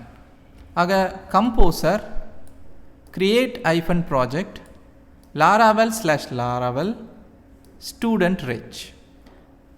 இதில் ஸ்டூடெண்ட் ரெஜ் அப்படின்ற இந்த கடைசி பகுதி மட்டும் நீங்கள் உருவாக்க போகிற ப்ராஜெக்ட்டுக்கான ஃபோல்டர் பெயராக இருக்கும். நீங்கள் அதை என்ன வேணாலும் வச்சுக்கலாம். இப்போ நான் என்ட்ரு கொடுத்த உடனே எனக்கு லாராவெல் ப்ராஜெக்ட் ஆனது உருவாக ஆரம்பிக்கும். ஆனால் சில பேருக்கு வந்து இந்த மாதிரி ஒரு பிரச்சனையோட ப்ரோக்ராம் ஸ்டார்ட் ஆகிடும், லாராவெல் ப்ராஜெக்ட் உருவாகியிருக்காது. அதுக்கு காரணம் என்னென்னா, நம்ம இன்ஸ்டால் பண்ண XAMPP சர்வர் நம்மளுக்கு PHPயோடைய சில எக்ஸ்டென்ஷன்களை கொடுத்துருக்காது. அந்த எக்ஸ்டென்ஷன்களை வந்து நம்ம எனேபிள் பண்ணணும். அதுக்கான ஸ்டெப்ஸை நான் இப்போ உங்களுக்கு சொல்ல போகிறேன். உங்கள் கம்ப்யூட்டரில் XAMPP ஃபோல்டர் இன்ஸ்டால் பண்ண இடத்துக்கு வாங்க. சியில் XAMPP ஃபோல்டர், அதில் PHPன்னு ஒரு ஃபோல்டர் இருக்கும். இந்த PHP ஃபோல்டருக்குள்ளே நீங்கள் php.ini அப்படின்னு சொல்லிட்டு ஒரு ஃபைலை பார்க்க வேண்டியதாக இருக்கும். இதுதான் அந்த ஃபைல். இந்த ஃபைலை நீங்கள் உங்களுடைய கோட் எடிட்டரில் ஓப்பன் பண்ணிக்கலாம். நான் இந்த ஃபைலை ட்ராக் பண்ணி அப்படியே இந்த கோட் எடிட்டரில் ஓப்பன் பண்ணுறேன். இதில் நீங்கள் எக்ஸ்டென்ஷன் அப்படின்னு சொல்லிட்டு சர்ச் பண்ணுங்கள். டைனமிக் எக்ஸ்டென்ஷன்ஸ் அப்படின்னு சொல்லிட்டு ஒரு லைன் 892 இருக்கும். அதுக்கு அடுத்தது வந்து பார்த்தீங்கன்னா ஸ்க்ரோல் பண்ணிகிட்டே வந்தீங்கன்னா என்னென்ன எக்ஸ்டென்ஷன்லாம் பிஹெச்பியில் எனேபிள் ஆகிருக்குன்னு பாருங்கள். ஆக இந்த எக்ஸ்டென்ஷன் எனேபிளாக இருக்குது, இந்த எக்ஸ்டென்ஷன் எனேபிளாக இருக்குது, மீதி இருக்கிற எதுவுமே வந்து டிசேபிள் ஆகிருக்கு இல்லையா. நம்ம பண்ண வேண்டியது இப்போ என்ன அப்படின்னா, நம்ம வந்து சில முக்கியமான எக்ஸ்டென்ஷனை வந்து எனேபிள் பண்ண போகிறோம். இந்த கமாண்டை எக்ஸிக்யூட் பண்ணும்போது நமக்கு வந்த எரர் என்னென்னா, இந்த ஜிப்புன்ற ஒரு எக்ஸ்டென்ஷன் பிஹெச்பியில் எனேபிளாக இல்லைன்னு சொல்லுது. அப்போ நம்ம பண்ண வேண்டியது ஜிப்புன்ற எக்ஸ்டென்ஷன் எங்கே இருக்குதுன்னு தேடி அதை எனேபிள் பண்ணணும். அதுக்கு நீங்கள் பண்ண வேண்டியது ஸ்க்ரோல் பண்ணிக்கிட்டே வந்தீங்கன்னா 962வது லைனில் உங்களுக்கு ஜிப்புன்ற எக்ஸ்டென்ஷன் கமெண்ட் செய்யப்பட்டிருக்கு. நீங்கள் பண்ண வேண்டியதெல்லாம் இந்த செமிகாலனை முன்னாடி இருந்து தூக்கிட வேண்டியது தான். தூக்கிட்டிங்கன்னா உங்களுக்கு இது எனேபிள் ஆயிடுச்சுன்னு அர்த்தம். இப்போ சேவ் பண்ணிக்கோங்க. சேவ் பண்ணிவிட்டு இப்போ திரும்பவும் வந்து இந்த கமாண்டை நம்ம எக்ஸிக்யூட் பண்ணால் நமக்கு ப்ராஜெக்ட் உருவாகும். ஆக உங்களுக்கு பிரச்சனை வந்தால் மட்டும் நான் சொன்ன இந்த ஸ்டெப்ஸ் எல்லாம் ஃபாலோ பண்ணுங்கள். பிரச்சனை வராதவங்களுக்கு எப்பவும் போல் இந்த ப்ராஜெக்ட் இந்த மாதிரி உருவாகும். இப்போ பார்த்தீங்கன்னா உங்களுக்கு ப்ராஜெக்ட் உருவாகிடுச்சு. ஏன்னா இங்கே அப்ளிகேஷன் கீ செட் சக்ஸஸ்ஃபுல்லி அப்படின்ற இந்த வார்த்தைகளை பார்த்தாலே ப்ராஜெக்ட் உருவாகிடுச்சுன்னு தான் அர்த்தம். இப்போ நம்ம பண்ண வேண்டியது என்னென்னா, இந்த ஒர்க் ஸ்பேஸ் ஃபோல்டரில் போய் பார்த்தீங்கன்னா உங்களுக்கு student-reg அப்படின்ற ஃபோல்டர் பேரில் லாராவெல் ப்ராஜெக்டோடைய ஃபைல்ஸ் எல்லாம் இது உள்ளே இருக்கும். இப்போ இந்த ப்ராஜெக்ட்குள்ளே போய் ஒவ்வொரு ஃபைலை பற்றி தெரிஞ்சுக்கிறதுக்கு முன்னாடி நம்ம இந்த ப்ராஜெக்டை ரன் பண்ணி பார்க்கலாம் எப்படின்னு. ஆக அதுக்கு நீங்கள் பண்ண வேண்டியது, நீங்கள் இந்த கமாண்ட் ப்ராம்ப்ட் ஓப்பன் பண்ணி வச்சுருக்கீங்க இல்லையா, இந்த பேத்லேயே, இந்த பேத்தில் நீங்கள் என்ன பண்ணிக்கணும், இந்த student-reg ஃபோல்டருக்குள்ளே நேவிகேஷன் செஞ்சுக்கணும். அதுக்கு cd ஸ்பேஸ் student-reg அப்படின்னு கொடுங்க. என்ட்ரு கொடுத்தீங்கன்னா அந்த ஃபோல்டருக்குள்ளே நேவிகேஷன் செய்யப்பட்டுரும். இப்போ நீங்கள் ஒரு கமாண்ட் ஒன்று ரன் பண்ண போகிறீங்க. அதுதான் உங்கள் லாராவெல் ப்ராஜெக்டை ரன் பண்ண வைக்க போகுது. ஆக அது என்னென்னா php artisan serve அப்படின்ற கமாண்ட். இதை என்ட்ரு கொடுத்த உடனே உங்களுடைய கம்ப்யூட்டரில் ஒரு டெவலப்மெண்ட் சர்வர் ஒன்று தானாக உருவாகும். லாராவெல் உருவாக்கி கொடுக்கும்.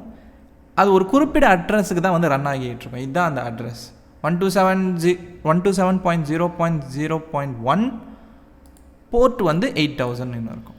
இப்போ நீங்கள் பண்ண வேண்டியதெல்லாம் என்னென்னா, இந்த யூஆரில் காப்பி பண்ணிக்கோங்க.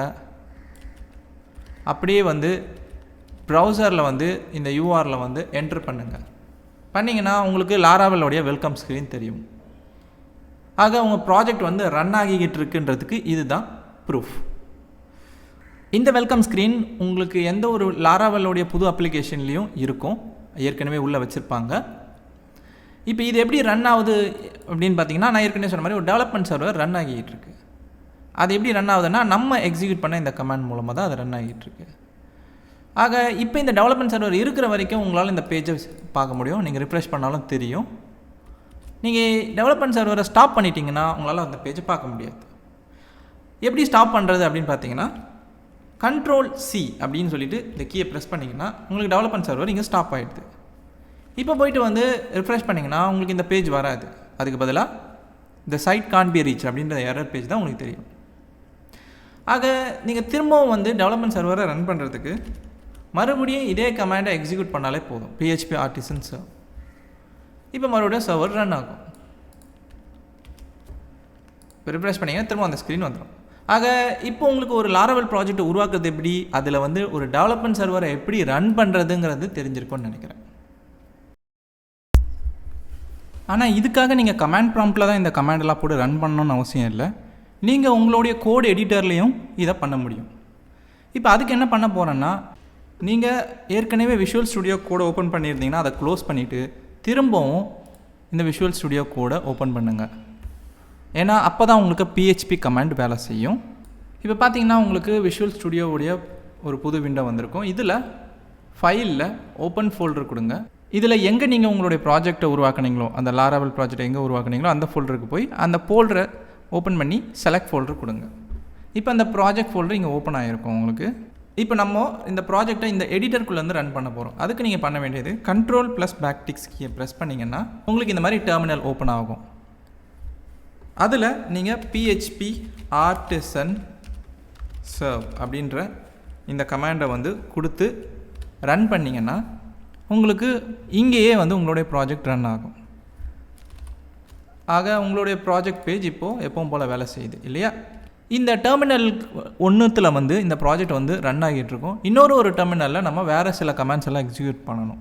அப்போ ஒரு டெர்மினல் எப்படி உருவாக்கலாம்னா, இங்கே ப்ளஸ்ன்னு சொல்லிட்டு ஒரு சிம்பிள் இருக்கு இல்லையா, அதை கிளிக் பண்ணிங்கன்னா ஒரு டெர்மினல் உருவாக்கும்.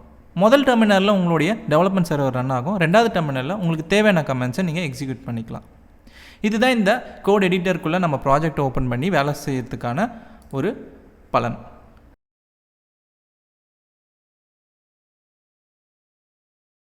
இப்போது இந்த ப்ராஜெக்டுடைய ஸ்ட்ரக்சரை நம்ம தெரிஞ்சுக்க போகிறோம். இங்கே பார்த்தீங்கன்னா சில ஃபோல்டர்கள் இருக்குது. இதெல்லாம் எதுக்குன்றதை வந்து நான் சுருக்கமாக சொல்ல போகிறேன்.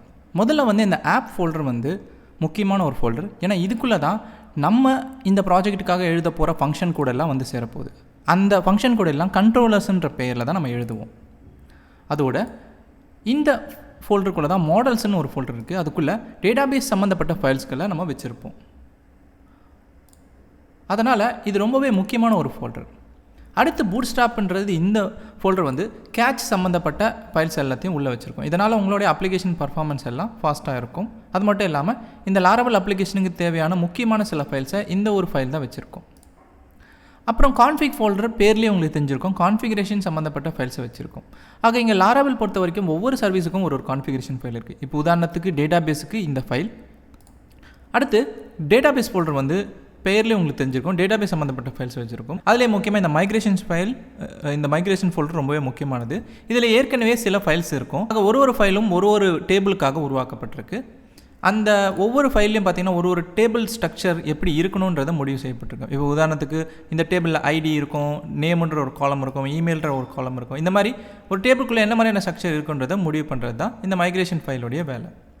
இப்போ நம்மளும் இந்த மாதிரி ஒரு மைக்ரேஷன் ஃபைல் உருவாக்கி தான் நம்மளுடைய டேபிளை உருவாக்கணும். அடுத்து இந்த பப்ளிக் ஃபோல்டர் வந்து பார்த்தீங்கன்னா இமேஜஸ் மற்றும் சிஎஸ்எஸ் சம்மந்தப்பட்ட ஃபைல் எல்லாம் வச்சுருக்க உதவும். அப்புறம் ரிசோர்ஸஸ் ஃபோல்டருக்குள்ளே நம்ம வியூ சம்மந்தப்பட்ட ஃபைலை வச்சுருப்போம். வியூனா வெப்பேஜில் நம்ம என்ன பார்க்குறோமோ அதுதான் வந்து வியூ அப்படின்னு சொல்கிறோம். வெல்கம் ஸ்க்ரீன் வந்து எங்கே இருக்குது அப்படின்னு பார்த்தீங்கன்னா இந்த ரிசோர்ஸஸில் வியூஸில் வெல்கம் அப்படின்னு சொல்லிட்டு ஒரு ஃபைலை பார்ப்பீங்க. அந்த ஃபைல் தான் இந்த ஸ்க்ரீனுக்கான விஷயங்களை வச்சுருக்கு. ஆக உங்களுடைய இன்டர்ஃபேஸ் சம்மந்தப்பட்ட ஃபைல்ஸ் எல்லாத்தையும் இங்கே தான் வச்சுருப்பீங்க. அப்புறம் ரவுட்ஸ் அப்படின்ற ஒரு விஷயம் வந்து உங்கள் அப்ளிகேஷனுக்குள்ளே என்னென்ன யூஆர்எல்கள்லாம் இருக்கணும், அந்த யூஆர்எல் வந்து ஓப்பன் பண்ணால் என்ன பேஜ் தெரியணுன்றதெல்லாம் முடிவு பண்ணுற ஒரு ஃபைல்கள். அடுத்து ஸ்டோரேஜ். இதில் வந்து உங்களுடைய அப்ளிகேஷனுக்கான லாக்ஸு மற்றும் வந்து இந்த அப்ளிகேஷனுக்கான கேட்சு, அப்புறம் செஷன் சம்மந்தப்பட்ட டேட்டா எல்லாமே இதுக்குள்ளே இருக்கும். டெஸ்ட் வந்து இந்த அப்ளிகேஷனை டெஸ்ட் பண்ணுறதுக்கான ஃபைல்ஸ் இருக்கும். வெண்டார்ன்றது வந்து பார்த்திங்கன்னா அதாவது வெவ்வேறு விதமான PHP ப்ராஜெக்ட்ஸ்கள்லாம் ஆன்லைனில் இருக்குது. அது எல்லாத்தையும் நம்மளுடைய ப்ராஜெக்ட்டுக்காக பயன்படுத்துகிறதா இருந்தால் அந்த ப்ராஜெக்ட் எல்லாம் இந்த வெண்டார் ஃபோல்டருக்குள்ளே தான் பதிவு செய்யப்படும். இந்த ஃபோல்டரை நீங்கள் டெலீட் பண்ணாலும் திரும்ப நம்மளால் உருவாக்கிக்க முடியும். ஏன்னா இதுக்கு சம்மந்தப்பட்ட ஒரு ஃபைல் இங்கே இருக்குது, composer.json. இந்த composer.jsonக்குள்ளே இந்த லாரவலுக்கு என்னென்ன பேக்கேஜஸ், அதாவது வெவ்வேறு PHP ப்ராஜெக்ட்ஸ் தான் வந்து பேக்கேஜஸ்ன்னு சொல்கிறாங்க. ஆக அந்த பேக்கேஜஸ் எல்லாத்தையுமே இதுக்குள்ளே நம்ம பொருத்திக்க முடியும். அப்புறம் இதில் வந்து ENVன்னு ஒரு ஃபைல் இருக்கு இல்லையா, இதுதான் என்விரான்மெண்ட் ஃபைல்னு சொல்லுவாங்க. உங்களுடைய அப்ளிகேஷன் வந்து டெவலப்மெண்ட் ஸ்டேஜில் இருக்கும், அதுக்கப்புறம் ப்ரொடக்ஷன் ஸ்டேஜுக்கு மாறும். உங்களுடைய டேட்டாபேஸ் கனெக்ஷன் லோக்கலில் ஒரு மாதிரி இருக்கும், லைவுக்கு போன பிறகு ஒரு மாதிரி இருக்கும். அப்போ ஒவ்வொரு என்விரான்மெண்ட்டுக்கு ஏற்ற மாதிரி உங்கள் டீட்டெயில்ஸை சரியாக மாற்றுறதுக்கு தான் இந்த என்விரான்மெண்ட் ஃபைல் கொடுத்துருக்காங்க. ஆக இந்த என்விரான்மெண்ட்டில் நம்ம என்ன வச்சுருக்கோம் பார்த்தீங்கன்னா இந்த மாதிரி ஒரு டீட்டெயில்ஸ் வச்சுருக்கோம். இந்த என்விரான்மெண்ட் ப்ரொடக்ஷனுக்கு மாறும்போது இந்த டீட்டெயில்ஸ் வேறு மாதிரி இருக்கும். அப்போது வேறு ஒரு என்விரான்மெண்ட் ஃபைலை நம்ம உருவாக்குவோம். இதெல்லாம் தான் வந்து இந்த ப்ராஜெக்டுக்குள்ளே இருக்கிற முக்கியமான விஷயங்கள், நீங்கள் தெரிஞ்சிக்க வேண்டிய விஷயங்கள்.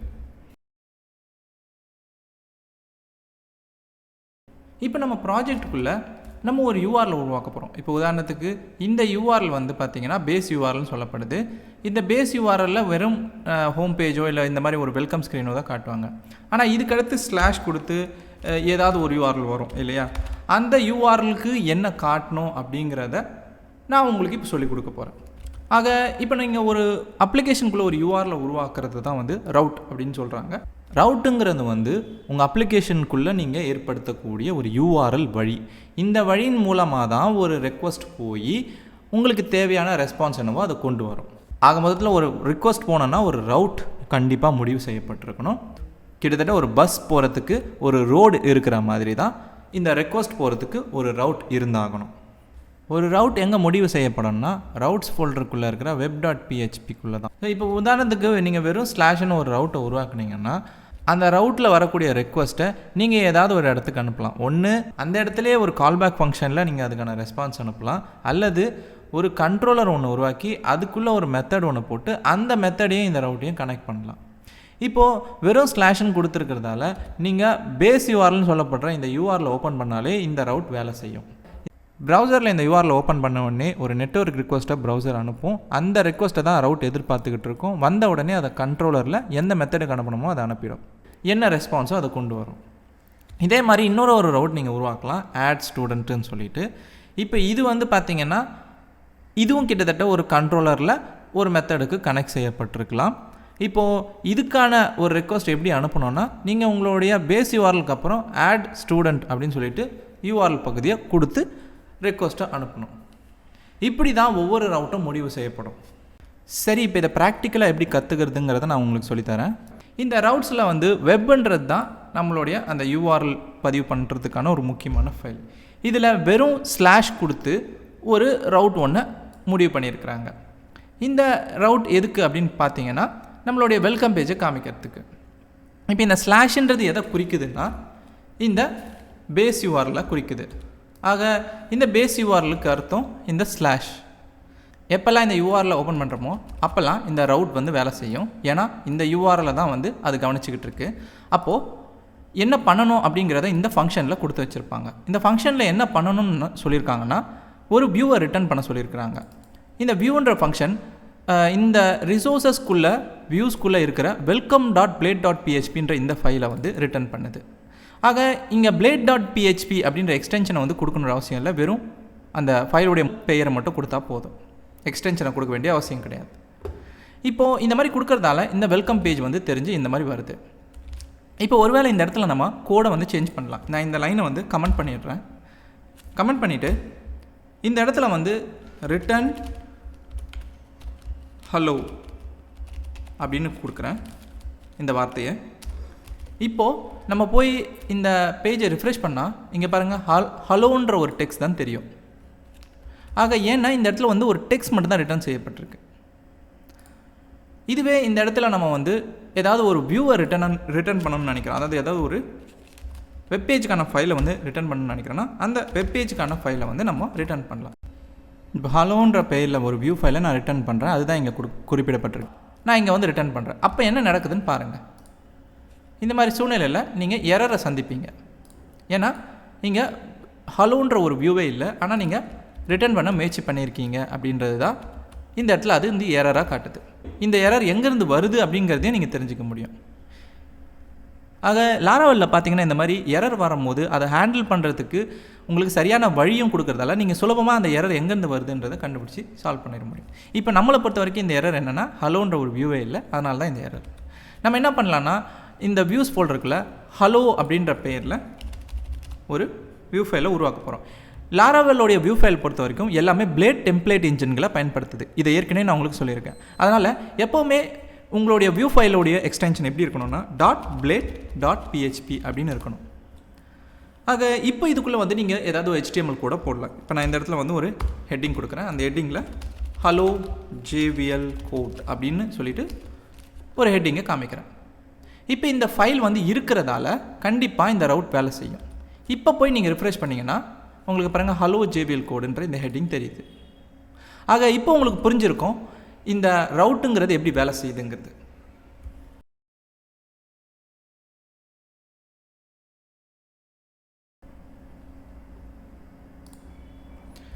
சரி, இப்போ அடுத்து நம்ம என்ன பண்ண போகிறோம்னா நம்மளுடைய ஸ்டூடெண்ட் ரெஜிஸ்ட்ரேஷனுக்கான ஒரு ஃபார்மை வந்து காமிக்க போகிறோம். அதுதான் இங்கே நடக்க போகுது. அதுக்காக நம்ம என்ன பண்ணுறோன்னா இந்த ரிசோர்ஸஸில் வியூஸ் ஃபோல்டருக்குள்ளே ஒரு ஃபைல் ஒன்று உருவாக்க போகிறோம். ஸ்டூடெண்ட் ரெஜின்ற பேரில் ஒரு வியூ ஃபைலை உருவாக்குறோம். இப்போ இந்த வியூ ஃபைலில் நம்ம வந்து ஒரு வெப்பேஜுக்கான HTML கோடெல்லாம் போட போகிறோம். அதுக்கு நீங்கள் பண்ண வேண்டியது என்னென்னா, நான் ஏற்கனவே உங்களுக்கு ஒரு ரெபாசிட்டரி லிங்க் ஒன்று கொடுத்துருப்பேன் இல்லையா? அந்த ரெபாசிட்டரி லிங்க்கில் செக்ஷன் 1 அப்படின்ற ஃபோல்டருக்குள்ளே உங்களுக்கு வந்து PHP ஸ்டூடெண்ட் ரெஜின்ற ஒரு ஃபோல்டர் இருக்கும். அதுக்குள்ளே ஸ்டூடெண்ட் reg.html அப்படின்னு சொல்லிட்டு ஒரு ஃபைல் இருக்குது. இந்த ஃபைலை நீங்கள் வந்து டவுன்லோட் பண்ணிக்கோங்க. இந்த ஃபைல் டவுன்லோட் ஆன பிறகு அந்த ஃபைலை உங்களுடைய இந்த எடிட்டருக்குள்ளே கொண்டு வாங்க. இதில் இருக்கிறது எல்லாமே HTML கோடு. இதை பார்த்தாலே உங்களுக்கு புரிஞ்சிருக்கும். இதில் இருக்கிற எல்லா கோடையும் Ctrl Alt அப்படின்ற கீ கொடுத்து காப்பி பண்ணி அப்புறம் Ctrl V அப்படின்னு கொடுத்து இங்கே பேஸ்ட் பண்ணிவிடுங்க. அதாவது காப்பி பேஸ்ட் பண்ணிவிடுங்க இந்த ஃபைலுக்குள்ளே. அதுக்கப்புறமா இந்த HTML ஃபைலை க்ளோஸ் பண்ணிக்கோங்க. இப்போது இந்த ஸ்டூடெண்ட் ரெஜ் ஃபைலை வந்து சேவ் பண்ணிவிட்டு இந்த web.php ஃபைலுக்கு வாங்க. அதாவது இந்த ரவுட் ஃபைலுக்கு. அதில் வந்து இதுக்கு முன்னாடி நம்ம ஹலோன்னு சொல்லிட்டு ஒரு வியூவை வந்து ரிட்டர்ன் பண்ணியிருப்போம் இந்த ஒரு URLக்கு. இப்போ நம்ம என்ன பண்ண போகிறோம்னா இந்த ஹலோக்கு பதில் ஸ்டூடெண்ட் ரெஜ் அப்படின்ற இந்த வியூ ஃபைலை நம்ம ரிட்டர்ன் பண்ணுறோம். இப்போ போயிட்டு நம்ம வந்து இந்த பேஸ் URL ஓப்பன் பண்ணால் நமக்கு பாருங்கள் இந்த மாதிரி ஒரு பேஜ் வியூ வந்து தெரியுது. இப்போது இந்த HTML கோடில் ஹெட்டிங் வந்து பார்த்திங்கன்னா இங்கே PHP ப்ராஜெக்ட்னு இருக்குது. நம்ம என்ன பண்ண போகிறோம்னா இந்த வியூ ஃபைலுக்கு போய்ட்டு அந்த PHP ப்ராஜெக்ட்டுங்கிற அந்த ஹெட்டிங்கை லாராவெல் ப்ராஜெக்ட் அப்படின்னு மாற்றி சேவ் பண்ணிவிட்டு ரிஃப்ரெஷ் பண்ணி பார்க்குறோம். பார்த்திங்கன்னா இங்கே மாறிடுச்சு. ஆக இந்த வியூ ஃபைல் இப்போ உங்களுக்கு கச்சிதமாக இருக்குது. இப்போ முதல் கட்டமாக நீங்கள் ஒரு ரவுட்டை உருவாக்கி அதில் ஒரு வியூவையும் லோட் பண்ணி பார்த்துட்டீங்க. உங்களுக்கு ஒரு சுருக்கமான ஒரு சந்தேகத்தை நான் தீர்த்து வைக்க போகிறேன். இந்த web.phpயில் ரவுட் ஒன்று உருவாக்கியிருக்கோம், அது தெரியுது. அதில் ஏன் வந்து கெட்டுன்ற வார்த்தை இருக்குது அப்படின்னு கேட்டிங்கன்னா இது வந்து ஒரு கெட் ரவுட், அதாவது கெட் ரிக்வஸ்ட்டை ஹேண்டில் பண்ணக்கூடிய ஒரு ரவுட் அப்படின்னு சொல்கிறாங்க. கெட் ரிக்வஸ்ட்னா என்ன அப்படின்னு கேட்டிங்கன்னா நீங்கள் உங்களுடைய ப்ரௌசருக்கு வாங்க, இந்த URL ஓப்பன் பண்ணால் இந்த பேஜ் தெரியுது. ஆனால் பின்னாடி இது வந்து எப்படி நடக்குதுன்றதை உங்களுக்கு தெளிவாக சொல்ல போகிறேன். நீங்கள் வந்து இந்த 3 புள்ளி ஐக்கானை கிளிக் பண்ணுங்கள். அதில் வந்து உங்களுக்கு நிறைய மெனுஸ் வரும். அதில் வந்து மோர் டூல்ஸில் டெவலப்பர் டூல்ஸ் அப்படின்ற இந்த மெனு கிளிக் பண்ணுங்கள். இதுக்கு ஷார்ட்கட்டும் இருக்குது, Ctrl+Shift+I. அதை கிளிக் பண்ணாலும் இந்த டேப் வரும். இதில் நெட்வொர்க் டேப்பை செலக்ட் பண்ணிக்கோங்க. இதில் தான் வந்து ப்ரௌசர் என்ன பண்ணுது, என்னென்ன ரிக்வஸ்ட்லாம் அனுப்புதுன்றது தெரியும். நெட்வொர்க் ரிக்வஸ்ட் அப்படின்னா என்னன்னு கேட்டிங்கன்னா நம்ம இப்போ இந்த URL ஓப்பன் பண்ணால் ப்ரௌசர் வந்து இங்கே பாருங்கள் ஒரு ரிக்வஸ்ட் ஒன்று அனுப்பும். அந்த ரிக்வஸ்ட்டில் நம்ம எந்த URL ஓப்பன் பண்ண நினச்சோமோ அந்த URLக்கு ஒரு ரிக்வஸ்ட் அனுப்பும். அதுக்கு ரெக்வஸ்ட் மெத்தட் என்னவோ அது வைக்கும். இப்போது நம்ம இந்த பேஜை வந்து வியூ தான் பண்ணுறோம் அப்படின்றதால ப்ரௌசர் வந்து இந்த ரெக்வஸ்ட்டுக்கு என்ன மெத்தட் பேர் வைக்கணும்னா கெட்டுன்ற மெத்தட் பேர் வைக்கும். இந்த கெட் ரிக்வஸ்ட் வந்து எதுக்கு அனுப்புவோம்னா பொதுவாக இந்த வெப்பேஜை பார்க்கறதுக்கோ அல்லது ஏதாவது ஒரு டேட்டாவை சர்வர்கிட்டேருந்து வாங்குறோமோ அப்போ தான் வந்து இந்த கெட் ரிக்வஸ்ட்டை அனுப்புவோம். ரெக்வஸ்ட் மெத்தட்ஸ் வந்து நிறைய இருக்குது. ஒவ்வொரு ரெக்வஸ்ட் மெத்தடுக்கும் ஒவ்வொரு விதமான வேலை இருக்குது. இப்போ ஒரு வெப்பேஜை ஓப்பன் பண்ணுறோமோ அல்லது அந்த வெப் சர்வர்லேருந்து டேட்டா வாங்குகிறோமோ நம்ம வந்து கெட் ரிக்வஸ்ட்டு தான் அனுப்ப வேண்டியதாக இருக்கும். இதுவே வந்து அந்த சர்வருக்கு வந்து ஒரு டேட்டாவை சப்மிட் பண்ணுறோம், அதாவது ஒரு ஃபார்மை சப்மிட் பண்ணுறோம் அப்படின்னா அப்போ போஸ்ட் ரிக்வஸ்ட் தான் அனுப்பணும். அதுக்கப்புறம் புட் மற்றும் டெலீட் இது எல்லாமே வந்து பார்த்திங்கன்னா ஒரு டேட்டாவை அப்டேட் செய்யும் போதும் ஒரு டேட்டாவை டெலீட் செய்யும் போதும் அனுப்ப வேண்டிய ரெக்வஸ்ட் மெத்தட். ஆக ஒவ்வொரு வேலைக்கு ஏற்ற மாதிரி ஒவ்வொரு ரெக்வஸ்ட் மெத்தடை அனுப்புவாங்க. அதனால் ஒரு ரவுட்டு உருவாக்கும் போது அந்த ரவுட்டுக்கான ரெக்வஸ்ட் மெத்தட் என்னங்கிறதையும் நீங்கள் வெளிப்படையாக சொல்லி ஆகணும். இப்போ மேலே பார்த்தீங்கன்னா ஸ்டூடெண்ட் ஃபார்ம் ஒரு கெட் மெத்தடை எதிர்பார்க்குது. ஆக அது வந்து ஒரு ஃபார்ம் பேஜ் தான் காட்டப்போகுது. இதுவே கீழே இருக்கிற ரவுட் பார்த்தீங்கன்னா ஒரு ஃபார்ம் டேட்டா வந்து சப்மிட் பண்ண போகுதுன்றதால போஸ்ட் மெத்தடுக்கு ஏற்ற மாதிரி வைக்கப்பட்டிருக்கு. ஆக இந்த மாதிரி கெட் ரிக்வஸ்ட்டில் வர்ற ஒரு ரிக்வஸ்ட்டை ஹேண்டில் பண்ணுன்றது தான் இங்கே வந்து குறிப்பிடப்பட்டிருக்கு கெட்டுன்னு சொல்லி. இதுவே இந்த இடத்துல கெட்டுக்கு பதிலாக இந்த இடத்துல போஸ்ட்டுன்னு இருந்துச்சுன்னா இது வந்து போஸ்ட் ரிக்வஸ்ட்டை ஹேண்டில் பண்ணக்கூடிய ஒரு மெத்தட். ஆக இப்போ போயிட்டு நீங்கள் வந்து இந்த பேஜை ஓப்பன் பண்ணிங்கன்னா உங்களுக்கு எரர் தான் வரும். ஏன்னா இந்த URL இந்த பேஸ் URLக்கு போஸ்ட் மெத்தடில் வர ரிக்வஸ்ட்டு தான். அதனால் நீங்கள் வந்து கெட் ரிக்வஸ்ட்டை அனுப்புகிறீங்க, அது வந்து சப்போர்ட்டட் கிடையாது அப்படின்னு சொல்லுது. உங்களுக்கு போஸ்ட் ரிக்வஸ்ட் தான் இந்த URL பொறுத்த வரைக்கும் சப்போர்ட் பண்ணும் அப்படின்னு சொல்லுது. இப்போ உங்களுக்கு புரிஞ்சிருக்கும் இந்த இடத்துல கெட்டுன்னு ஏன் இருக்குது, அதுக்கும் இந்த URLக்கும் என்ன சம்மந்தம்னு. மொத்தத்தில் இங்கே கெட் ரிக்வஸ்ட்டுங்கிறது ஒரு பேஜ் ஓப்பன் பண்ணுறதுக்கான ஒரு ரவுட், அதுதான் வந்து இங்கே நம்ம கொடுத்துருக்கோம்.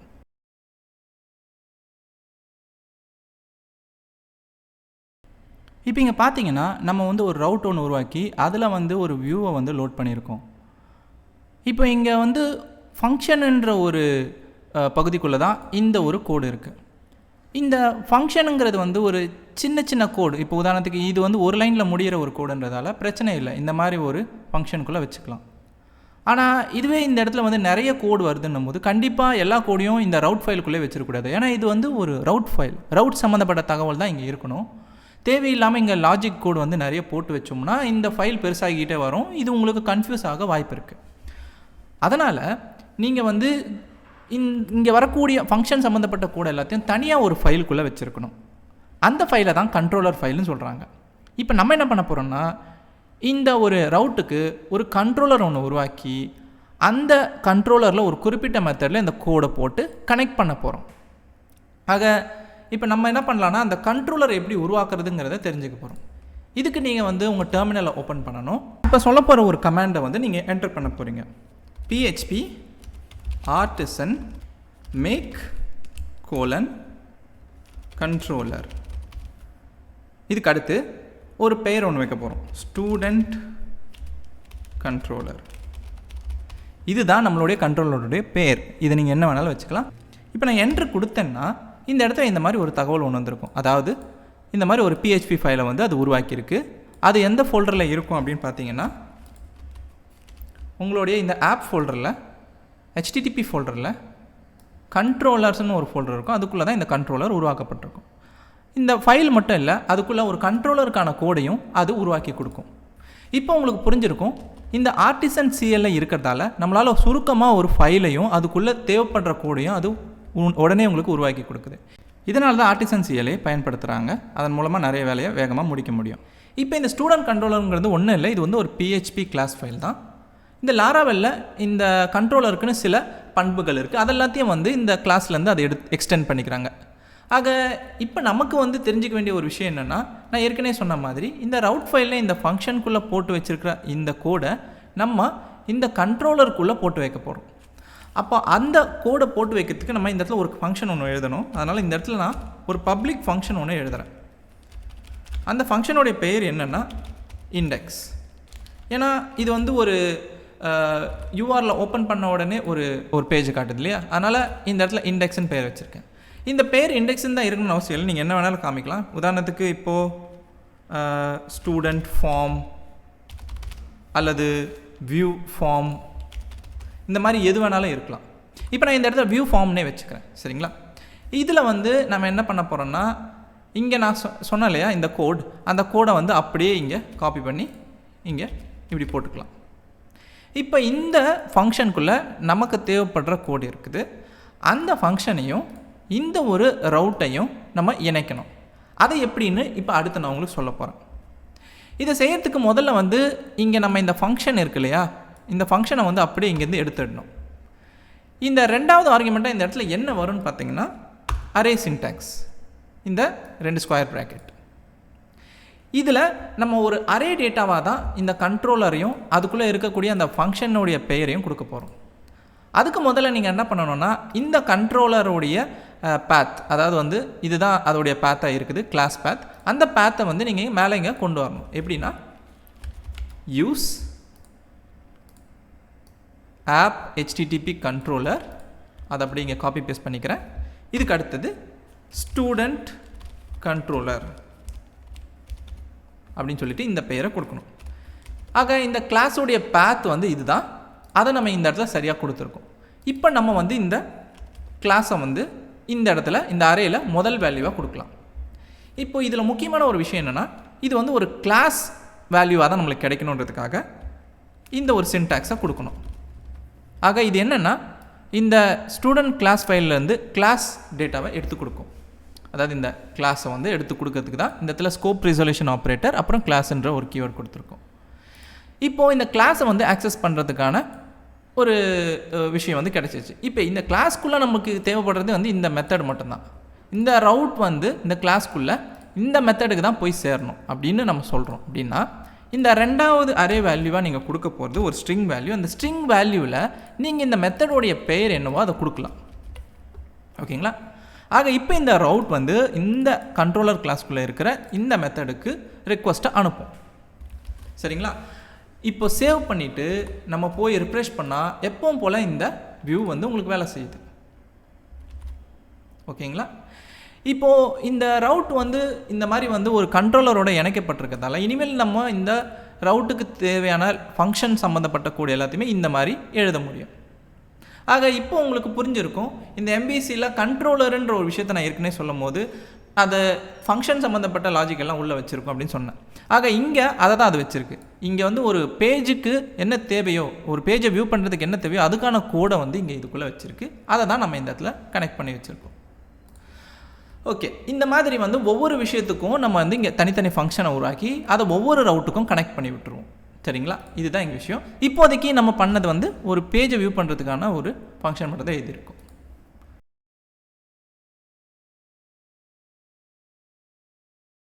இப்போ நம்ம அடுத்து பண்ண போகிறது என்னென்னா, இந்த ஃபார்மில் இருக்கிற ஃபீல்ட்ஸ் எல்லாத்துலேயும் வேல்யூஸை ஃபில் பண்ணி சப்மிட் கொடுத்தா அந்த டேட்டா போய் நம்மளுடைய டேட்டாபேஸ் டேபிளில் போய் பதிவு செய்யப்படணும்.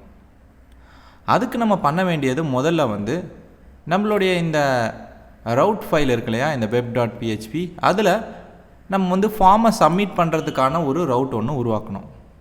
சரிங்களா, ஆக அதுக்கு நான் என்ன பண்ணுறேன்னா, இங்கே மேலே எப்படி இந்த ரவுட் உருவாக்கியிருக்கோமோ அதே மாதிரி கீழேயும் ஒரு ரவுட் உருவாக்குறேன். ஆக ரவுட்டுன்ற கிளாஸ், அதுக்கு பக்கத்தில் ஸ்கோப் ரெசல்யூஷன் ஆப்ரேட்டர், இதில் போஸ்ட் ரவுட் ஒன்று உருவாக்குறேன்.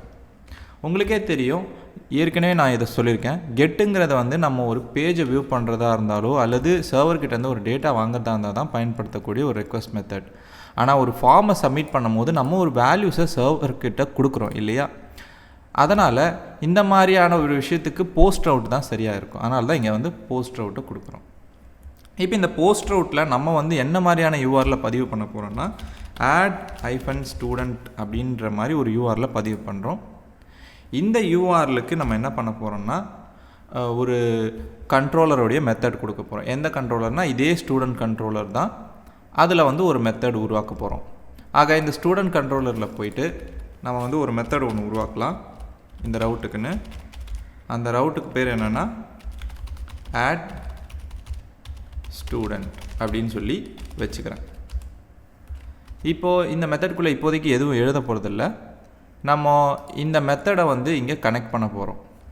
ஆக ஏற்கனவே மேலே பண்ணியிருந்த மாதிரியே தான் ஒரு அரே, அதுக்குள்ளே வந்து ஸ்டூடெண்ட் கண்ட்ரோலர் கிளாஸ், அதுக்குள்ளே ரெண்டாவது வேல்யூவாக வந்து அந்த மெத்தட் add-student அப்படின்ற அந்த மெத்தட் இந்த மாதிரி கொடுத்து விட்றோம். இப்போது போஸ்ட் ரவுட் உருவாக்கியாச்சு. இந்த ஃபார்மை சப்மிட் பண்ணும் போது போஸ்ட் ரிக்வெஸ்ட் இந்த ஒரு யூஆர்லுக்கு தான் சப்மிட் ஆகும். அதனால் நம்ம என்ன பண்ண போகிறோம்னா, நம்மளுடைய வியூவுக்கு போகிறோம். அதாவது இந்த ஃபார்ம் இருக்கு இல்லையா, இந்த ஸ்டூடெண்ட் ரெஜ் வியூக்குள்ளே இது இருக்குது பாருங்கள், அதில் வந்து ஆக்ஷன்னு இருக்குது பார்த்தீங்களா, அந்த ஆக்ஷனில் வந்து /add-student அப்படின்னு சொல்லிட்டு கொடுக்கணும் இந்த மாதிரி. இப்போ இது வந்து ஒரு போஸ்ட் ரிக்வெஸ்ட்டாக தான் போகும், ஏன்னா இங்கே வந்து நம்ம மெத்தட் வந்து போஸ்ட்டுன்னு தான் வச்சுருக்கோம். ஆக இது வந்து போஸ்ட் ரிக்வெஸ்ட் தான். இப்போ நம்ம என்ன பண்ண போகிறோம்னா, இந்த பேஜை ரிஃப்ரெஷ் பண்ணிக்கலாம்.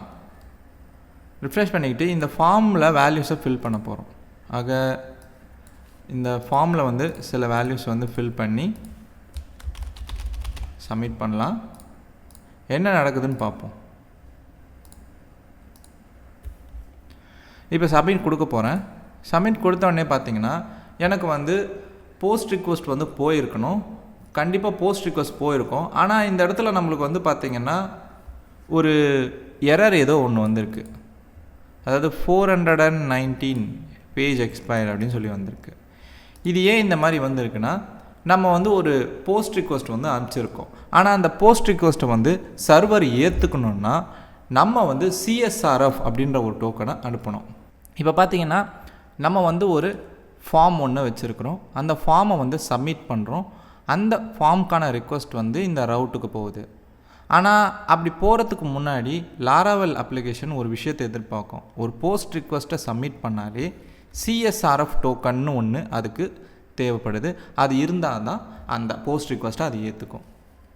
அது என்ன CSRF டோக்கன் அப்படின்னு நீங்கள் கேட்கலாம். இது வந்து பாதுகாப்புக்காக பண்ணுற ஒரு விஷயம். இப்போது பொதுவாகவே ஒரு ஃபார்மை சப்மிட் பண்ணுறோன்னா கண்டிப்பாக அந்த சைட்குள்ளேருந்து ஒரு யூசர் சப்மிட் பண்ணணும் இல்லையா. ஆனால் இந்த ஹேக்கர்ஸ் என்ன பண்ணுவாங்க, நம்ம ஃபார்மை சப்மிட் பண்ணுறதுக்கு நம்ம ஒரு போஸ்ட் ரவுட்டுன்னு ஒன்று உருவாக்கணும்ல, அந்த மாதிரி ஒரு யூஆர்எல் கிடைச்சாலே போதும், கணக்கில்லாத அளவுக்கு போஸ்ட் ரிக்வெஸ்ட்டை அனுப்பி அந்த சைட்டையே கிராஷ் பண்ணிடுவாங்க. ஆக அந்த சைட்டோடைய வெப்சைட் சர்வரே டவுன் ஆகிற அளவுக்கு போஸ்ட் ரிக்வெஸ்ட்டை அனுப்புவாங்க. இந்த மாதிரி ஒரு விஷயத்தை தடுக்கிறதுக்காக தான் CSRF டோக்கன் கொண்டு வரப்பட்டுச்சு. இப்போ நீங்கள் போஸ்ட் ரிக்வெஸ்ட் அனுப்புகிறீங்கன்னா அந்த சைட்குள்ளே இருந்து தான் அந்த ஃபார்மை சப்மிட் பண்ணி அனுப்புவீங்க இல்லையா. அப்போ மட்டும்தான் உங்களுக்கு CSRF டோக்கன் கிடைக்கும். ஆனால் சைட்டுக்கு வெளியில் இருந்து URL மட்டுமே பயன்படுத்தி போஸ்ட் ரிக்வெஸ்ட் அனுப்பணும்னு நினச்சா கண்டிப்பாக உங்ககிட்ட CSRF டோக்கன் இருக்காது இல்லையா. அந்த மாதிரி சூழ்நிலையில் அந்த மாதிரி ரிக்வெஸ்ட் எல்லாத்தையும் சர்வர் ஏற்றுக்காது. இங்கே இதுதான் நடக்குது. இந்த சைட்குள்ளே இருந்து கொடுக்கக்கூடிய இந்த சிஎஸ்ஆர்எஃப்ன்ற டோக்கனை வச்சுக்கிட்டே எது வந்து கரெக்டான ரிக்வஸ்ட், எது தப்பான ரிக்வஸ்ட்டு அப்படின்றத சர்வர் கண்டுபிடிச்சி அதை தடுத்துரும். இங்கே நடக்கிறதும் அதே தான். இப்போ பார்த்தீங்கன்னா நம்ம இந்த ஃபார்மை வந்து சப்மிட் பண்ணியிருக்கோம், ஆனால் நம்ம சிஎஸ்ஆர்எஃப் டோக்கன்னு ஒன்று இங்கே சர்வருக்கு அனுப்பவே இல்லை. இப்போ உதாரணத்துக்கு பார்த்தீங்கன்னா நம்மளுடைய நெட்வொர்க் டேப்பில் போயிட்டு நான் திரும்பவும் இந்த ஃபார்மை சப்மிட் பண்ண போகிறேன். உங்களுக்கு போஸ்ட் ரிக்வஸ்ட் எப்படி போகுதுன்னு பாருங்கள். இப்போ நான் சப்மிட் கொடுக்குறேன். இங்கே பார்த்தீங்கன்னா போஸ்ட் ரிக்வஸ்ட் போயிருக்குது. அந்த போஸ்ட் ரிக்வஸ்ட் போகும்போது உங்களுக்கு என்னென்ன டேட்டா போகும்னு பார்த்தீங்கன்னா நீங்கள் ஃபார்மில் என்னென்னலாம் ஃபில் பண்ணிங்களோ அதெல்லாம் இந்த பேலோடுன்ற டேப்புக்குள்ளே தெரியும். ஆனால் இங்கே வந்து சிஎஸ்ஆர்எஃப் டோக்கன்னு சொல்லிட்டு ஒரு ஃபீல்டு இல்லவே இல்லை, அதுக்கான டோக்கன் வேல்யூவும் இல்லை. இந்த மாதிரி சிஎஸ்ஆர்எஃப் டோக்கன் இல்லாத ஒரு போஸ்ட் ரிக்வஸ்ட்டை நம்மளுடைய லாராவல் ஆப் ஏற்றுக்காது. ஆக அப்போ நம்ம என்ன பண்ணணும், சிஎஸ்ஆர்எஃப் டோக்கனோடு அனுப்பணும் அப்படின்னு நினைக்கிறோம் இல்லையா? அதுக்கு என்ன செய்யணும்னா நீங்கள் உங்களுடைய வெப்பேஜ் வியூவில் வந்து இந்த பேஜை பயன்படுத்துகிற அந்த யூசருக்கு டோக்கனை கொடுக்கணும். அது எப்படி நீங்கள் கொடுக்கலாம் அப்படின்னா, இந்த பேஜில் இருக்கிற இந்த ஃபார்ம் இருக்கு இல்லையா, இந்த ஃபார்ம் எலிமெண்ட், அந்த ஃபார்ம் எலிமெண்ட்டில் ஒரு பிளேடு சின்டாக்ஸ் ஒன்று பயன்படுத்த போகிறீங்க. அது என்னென்னா @CSRF. இது வந்து ஒரு டைரக்டிவ், அதாவது பிளேடோடைய ஒரு டைரக்டிவ். இந்த டைரக்டிவ் கொடுத்தா என்ன ஆகும்னா உங்களுக்கு வந்து ஒரு இன்புட் எலிமெண்ட் வரும். அந்த இன்புட் எலிமெண்ட்டில் சிஎஸ்ஆர்எஃப் டோக்கன் இருக்கும். இப்போ பாருங்கள், நம்ம இந்த ஃபைலை வந்து சேவ் பண்ணிவிட்டு நம்ம இந்த ஃபார்மை ரெஃப்ரெஷ் பண்ணுறோம். ரெஃப்ரெஷ் பண்ணிவிட்டு நீங்கள் இந்த ஃபார்மில் வந்து இன்ஸ்பெக்ட் கொடுங்க, ரைட் கிளிக் பண்ணி உங்களுக்கு இந்த எலிமெண்ட்ஸ் டேப் வரும். அந்த எலிமெண்ட்ஸ் டேப்பில் கடைசியாக பார்த்தீங்கன்னா இந்த பட்டனுக்கு அடுத்து நம்ம இங்கே என்ன கொடுத்துருந்தோம், இந்த சிஎஸ்ஆர்எஃப்ன்ற சின்டாக்ஸ் கொடுத்துருந்தோம் இல்லையா, பிளேடு சின்டாக்ஸ். அதுக்கு இங்கே என்ன பண்ணோன்னா ஒரு இன்புட் எலிமெண்ட் ஜென்ரேட் ஆகிருக்கும். அந்த இன்புட் எலிமெண்ட்டில் அண்டர்ஸ்கோர் டோக்கன் அப்படின்ற ஒரு பேரில் ஒரு இன்புட் நேம் இருக்கும். அதோடைய வேல்யூ பார்த்திங்கன்னா ஒரு டோக்கன் வேல்யூ இருக்கும், பல லெட்டர்களும் நம்பர்களும் கலந்த ஒரு டோக்கன். இதுதான் சிஎஸ்ஆர்எஃப் டோக்கன். இந்த சைட்டுக்குள்ளேருந்து மட்டும்தான் உங்களுக்கு இந்த டோக்கன் கிடைக்கும். வெளியிலேருந்துலாம் இந்த டோக்கன் உங்களுக்கு கிடைக்காது முதல்ல இல்லையா? ஆக இந்த டோக்கன் தான் இப்போ நம்ம இந்த ஃபார்மை சப்மிட் பண்ணும்போது அனுப்ப வேண்டியது. இப்போ நான் என்ன பண்ண போகிறேன், மறுபடியும் இந்த ஃபார்மை ஃபில் பண்ணுறேன். இப்போது இந்த ஃபார்மை நான் சப்மிட் பண்ண போகிறேன். அதுக்கு முன்னாடி நெட்வொர்க் டேப்பை திரும்பவும் நான் வச்சுக்கிறேன். அப்போ தான் உங்களுக்கு தெளிவாக புரியும் டோக்கன் போகுதா இல்லையான்ட்டு. இப்போ பார்த்தீங்கன்னா நான் சப்மிட் கொடுக்குறேன். இந்த தடவை பார்த்தீங்கன்னா உங்களுக்கு எரர் வரல, இந்த ரிக்வஸ்ட் போயிருக்குது. ஏன்னா இங்கே இந்த நெட்வொர்க் ரிக்வஸ்ட்டில் வந்து நம்ம இந்த ஃபார்மில் சப்மிட் பண்ணப்போ எல்லா ஃபீல்ட்ஸும் போனப்போ கூடவே வந்து இந்த டோக்கனுன்ற ஃபீல்டும் போயிருக்கு. அதில் அந்த டோக்கன் வேல்யூ இருக்குது. டோக்கன் வேல்யூ இருக்கிறதால இந்த ஒரு ரிக்வஸ்ட் வந்து ஒரு வேலிடான ரிக்வஸ்ட், ஒரு கரெக்டான ரிக்வஸ்ட் தான் சொல்லிட்டு லாராவெல் ஏற்றுக்குச்சு. ஓகேங்களா? சரி, இப்போது ஏற்றுக்குச்சு. ஆனால் நம்ம ஏன் வந்து பிளாங்க் பேஜை பார்க்குறோம் அப்படின்னா, இந்த மெத்தடுக்குள்ளே நம்ம எதுவுமே எழுதி போடலை, வெறும் எம்டியாக தான் இருக்குது இல்லையா? அப்போ அது எதுவுமே பண்ணாது. அதனால தான் இந்த இடத்துல பிளாங்காக இருக்குது. நம்ம என்ன பண்ணலான்னா, நம்ம போஸ்ட் ரிக்வஸ்ட்டில் இங்கே அனுப்பணும் பார்த்தீங்களா இந்த டேட்டாவை, அதை வந்து இந்த பேஜில் டம்ப் பண்ணி காட்டலாம். அதாவது இங்கே இருக்கிறது எல்லாத்தையும் அப்படியே இந்த இடத்துல காட்ட போகிறோம். அதுக்கு நீங்கள் என்ன பண்ணணும் அப்படின்னா, இந்த இடத்துல டிடி அப்படின்ற ஒரு ஃபங்க்ஷனை பயன்படுத்தணும். இதுக்கு பேர் வந்து டம்ப் அண்ட் டைன்னு சொல்லுவாங்க. இது எந்த ஒரு வேரியபிளோடைய வேல்யூவாக இருந்தாலும் அதை அப்படியே வந்து கொட்டிடும் பேஜில். அதனால தான் இதுக்கு டம்ப் அண்ட் டை. இதில் வந்து நம்ம என்ன கொடுக்க போகிறோம் பார்த்தீங்கன்னா, இந்த மெத்தடில் வந்து ரெக்வஸ்ட் வருது இல்லையா, இந்த மெத்தடுக்கு தான் ரவுட் வந்து ரெக்வஸ்ட்டை அனுப்புது. அப்போது அந்த ரெக்வஸ்ட்டை இங்கே வாங்கிறதுக்கு நம்ம என்ன பண்ணணும்னா, இந்த ரெக்வஸ்ட் அப்படின்ற கிளாஸ் இங்கே பயன்படுத்தி இந்த ஃபங்க்ஷனில் ஒரு பேராமீட்டர் ஒன்று வச்சுக்கணும். சரிங்களா? இந்த ரெக்வஸ்ட் அப்படின்ற வேரியபிளுக்குள்ளே உங்களுக்கு அந்த டேட்டா கிடைக்கும். நீங்கள் இங்கே அனுப்புகிறீங்க இல்லையா, இந்த போஸ்ட் ரிக்வஸ்ட்டில் அனுப்புகிறீங்க இல்லையா, அந்த டேட்டா வந்து இங்கே கிடைக்கும் இந்த ரெக்வஸ்ட் வேரியபிளில். அதை நீங்கள் எப்படி அடையலாம் அப்படின்னு பார்த்தீங்கன்னா, இந்த ரெக்வஸ்ட்டுக்குள்ளே ஆல்னு ஒரு ஃபங்க்ஷன் இருக்குது. அந்த ஆல் ஃபங்க்ஷன் மூலமாக அந்த டேட்டா எல்லாத்தையும் நீங்கள் அடையலாம்.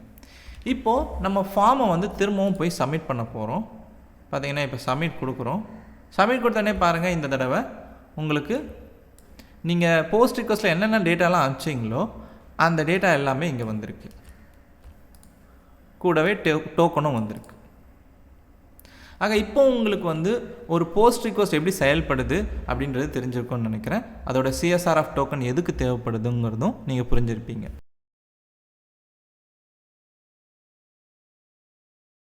பார்த்தீங்கன்னா நம்ம போஸ்ட் ரிக்வஸ்ட்டில் அனுப்பின டேட்டாவை வந்து நம்ம இந்த இடத்துல காமிச்சிருக்கிறோம்.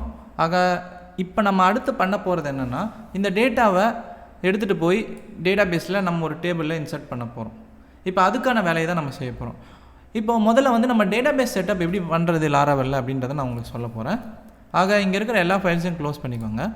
இதில் வந்து முக்கியமான ஒரு ஃபைல் இப்போ நம்ம ஓப்பன் பண்ண போகிறோம். இந்த ப்ராஜெக்டோடைய ரூட் டைரக்டரியிலேயே உங்களுக்கு அந்த ஃபைல் இருக்கும். அதுதான் .envன்ற இந்த ஃபைல். இதுதான் நான் ஏற்கனவே சொன்ன மாதிரி நம்மளுடைய டேட்டாபேஸ் சம்மந்தப்பட்ட செட்டிங்ஸ் எல்லாத்தையும் வச்சுருக்கக்கூடிய ஒரு ஃபைல். இதில் பார்த்தீங்கன்னா டிபி கனெக்ஷன் வந்து MySQL தான் இருக்கும். ஆனால் லாராவெல் வந்து வெறும் MySQL டேட்டாபேஸ் மட்டும் இல்லை, PostgreSQL, SQLite, SQL சர்வர் இந்த மாதிரி நிறைய டேட்டாபேஸை சப்போர்ட் பண்ணுது. இப்போதைக்கு நம்ம வந்து MySQL டேட்டாபேஸை தான் நம்ம இங்கே வந்து பயன்படுத்துகிறோம் இல்லையா? அதனால் நம்ம இந்த இடத்துல டிபி கனெக்ஷன் வந்து MySQLனு வச்சுருக்கோம். அப்புறம் டிபி ஹோஸ்ட் பார்த்திங்கன்னா இந்த ஐபி தான் இருக்கும். இதுதான் உங்களுடைய கம்ப்யூட்டர் மெஷின் ஐபி. ஆக இது வந்து உங்கள் கம்ப்யூட்டருக்குள்ளேயே இயங்குகிற ஒரு MySQL டேட்டாபேஸ் சர்வர்ன்றதால இந்த ஐபி கொடுத்துருக்கோம். இதுவே வந்து இன்டர்நெட்டில் வேறு ஏதாவது ஒரு வெப்சைட்டாக இருந்துச்சுன்னா வேறு ஒரு ஐபி இருக்கும். டிபி போர்ட் வந்து பொதுவாகவே வந்து MySQL இந்த ஒரு போர்ட்டில் தான் இருக்கும். அப்புறம் வந்து டேட்டாபேஸோடைய பெயர் என்ன அப்படின்றத இங்கே கொடுக்குறோம். ஸோ இப்போ நம்ம என்ன பண்ண போகிறோம், இந்த லாராவெல் ப்ராஜெக்ட்டுக்கு ஒரு புது டேட்டாபேஸ் ஒன்று உருவாக்க போகிறோம். அதனால் வந்து நம்ம PHP MyAdmin பேஜை ஓப்பன் பண்ணிக்கலாம். அதில் வந்து இதுக்கு முன்னாடி ஏற்கனவே நம்ம PHP Student Reg அப்படின்னு சொல்லிட்டு ஒரு டேட்டாபேஸ் உருவாக்கணும் இல்லையா? இப்போ அதே மாதிரி இன்னொரு ஒரு டேட்டாபேஸ் நம்ம உருவாக்க போகிறோம். ஆக இங்கே நியூன்னு கொடுக்குறேன். இந்த வாட்டி அந்த டேட்டாபேஸ் பெயர் என்ன நான் வைக்க போகிறேன்னா லாராவெல் Student Reg அப்படின்னு வைக்கிறேன். க்ரியேட் கொடுத்துட்டு க்ரியேட் பண்ணிடுறேன். இப்போ இந்த டேட்டாபேஸோடைய பெயரை நீங்கள் காப்பி பண்ணிக்கோங்க. காப்பி பண்ணிக்கிட்டு இந்த டேட்டாபேஸோடைய டிபி டேட்டாபேஸ்ன்ற இந்த என்விரான்மெண்ட்டுக்கு வேல்யூவை இந்த டேட்டாபேஸ் வேல்யூவை கொடுத்துருங்க. அடுத்து வந்து உங்கள் டேட்டாபேஸோடைய யூசர் நேம் என்னன்னு கேட்கும். நான் ஏற்கனவே சொன்ன மாதிரி ஜாம் சர்வர் உங்களுக்கு பொதுவாகவே ரூட்டுன்ற யூசர் நேம் தான் தொடக்கத்தில் வச்சு கொடுத்துருப்பாங்க. அதோட பாஸ்வேர்டும் வச்சுருக்க மாட்டாங்க. பாஸ்வேர்டு எம்டி தான். ஆக இந்த டேட்டாபேஸ் டீட்டெயில்ஸ் எல்லாம் சரியாக இருக்குன்ற பட்சத்தில் உங்களுடைய கனெக்ஷன் வந்து வேலை செய்யும். லாராவெல்ல இந்த டேட்டாபேஸ் செட்டப் வந்து வேலை செய்ய ஆரம்பிச்சிடும். சரி, இப்போ நம்ம பண்ண வேண்டியது அடுத்து என்ன அப்படின்னு பார்த்தீங்கன்னா, இந்த டேட்டாலாம் கொண்டு போய் ஒரு டேபிளில் போட போகிறோம் இல்லையா? அந்த டேபிளுக்கு பேர் ஸ்டூடெண்ட்ஸ் அப்படின்னு நம்ம வைக்க போகிறோம். ஆக அந்த டேபிளை நம்ம உருவாக்குறதுக்கு நம்ம இந்த PHP MyAdminல போய் SQL queryலாம் கொடுத்து எக்ஸிக்யூட் பண்ணணும்னு அவசியம் கிடையாது. நீங்கள் லாராவெல்குள்ளே இருந்துக்கிட்டே நீங்கள் அந்த டேபிளை வந்து உருவாக்க முடியும். அதுக்கு சில வேலைகளை இங்கே நம்ம செய்ய போகிறோம். நீங்கள் பண்ண வேண்டியது என்னென்னா, உங்கள் டெர்மினல் ஓப்பன் பண்ணிக்கோங்க. அதாவது புது டெர்மினலில் நீங்கள் கமாண்ட் வந்து எக்ஸிக்யூட் பண்ண போகிறீங்க. PHP artisan make migration அப்படின்னு இந்த கமாண்டை கொடுத்துட்டு இதுக்கு அடுத்து வந்து create students table அப்படின்னு சொல்லி ஒரு மைக்ரேஷன் ஃபைலை வந்து உருவாக்க போகிறீங்க. இப்போ என்ட்ரு கொடுத்த உடனே நீங்கள் பார்த்தீங்கன்னா ஒரு மைக்ரேஷன் ஃபைல் ஒன்று உருவாகிடும். இது என்ன மைக்ரேஷன் ஃபைல் அப்படின்னு கேட்டிங்கன்னா, இதுதான் உங்களுடைய டேட்டாபேஸ் டேபிளை உருவாக்குறதுக்கான ஒரு ஃபைல். ஆக நீங்கள் போய் இந்த ஃபைலை எங்கே பார்க்கலாம் அப்படின்னு பார்த்தீங்கன்னா, இந்த ரூட் டைரக்டரியில் டேட்டாபேஸ்ன்னு ஒரு ஃபோல்டர் இருக்குது. அதில் மைக்ரேஷன்ஸ்னு ஒரு ஃபோல்டர் இருக்குது.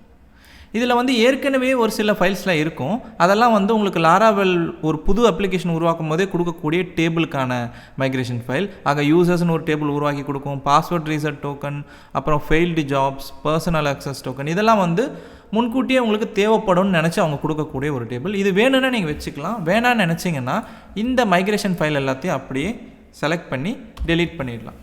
இப்போ உங்களுடைய மைக்ரேஷன் ஃபைல் மட்டும்தான் இங்கே இருக்கும். இந்த மைக்ரேஷன் ஃபைலை ஓப்பன் பண்ணி பார்த்தீங்கன்னா இதுக்குள்ளே ஒரு டேபிளை உருவாக்குறதுக்கான ஸ்கீமா டெஃபினேஷன்ஸ் இருக்கும்.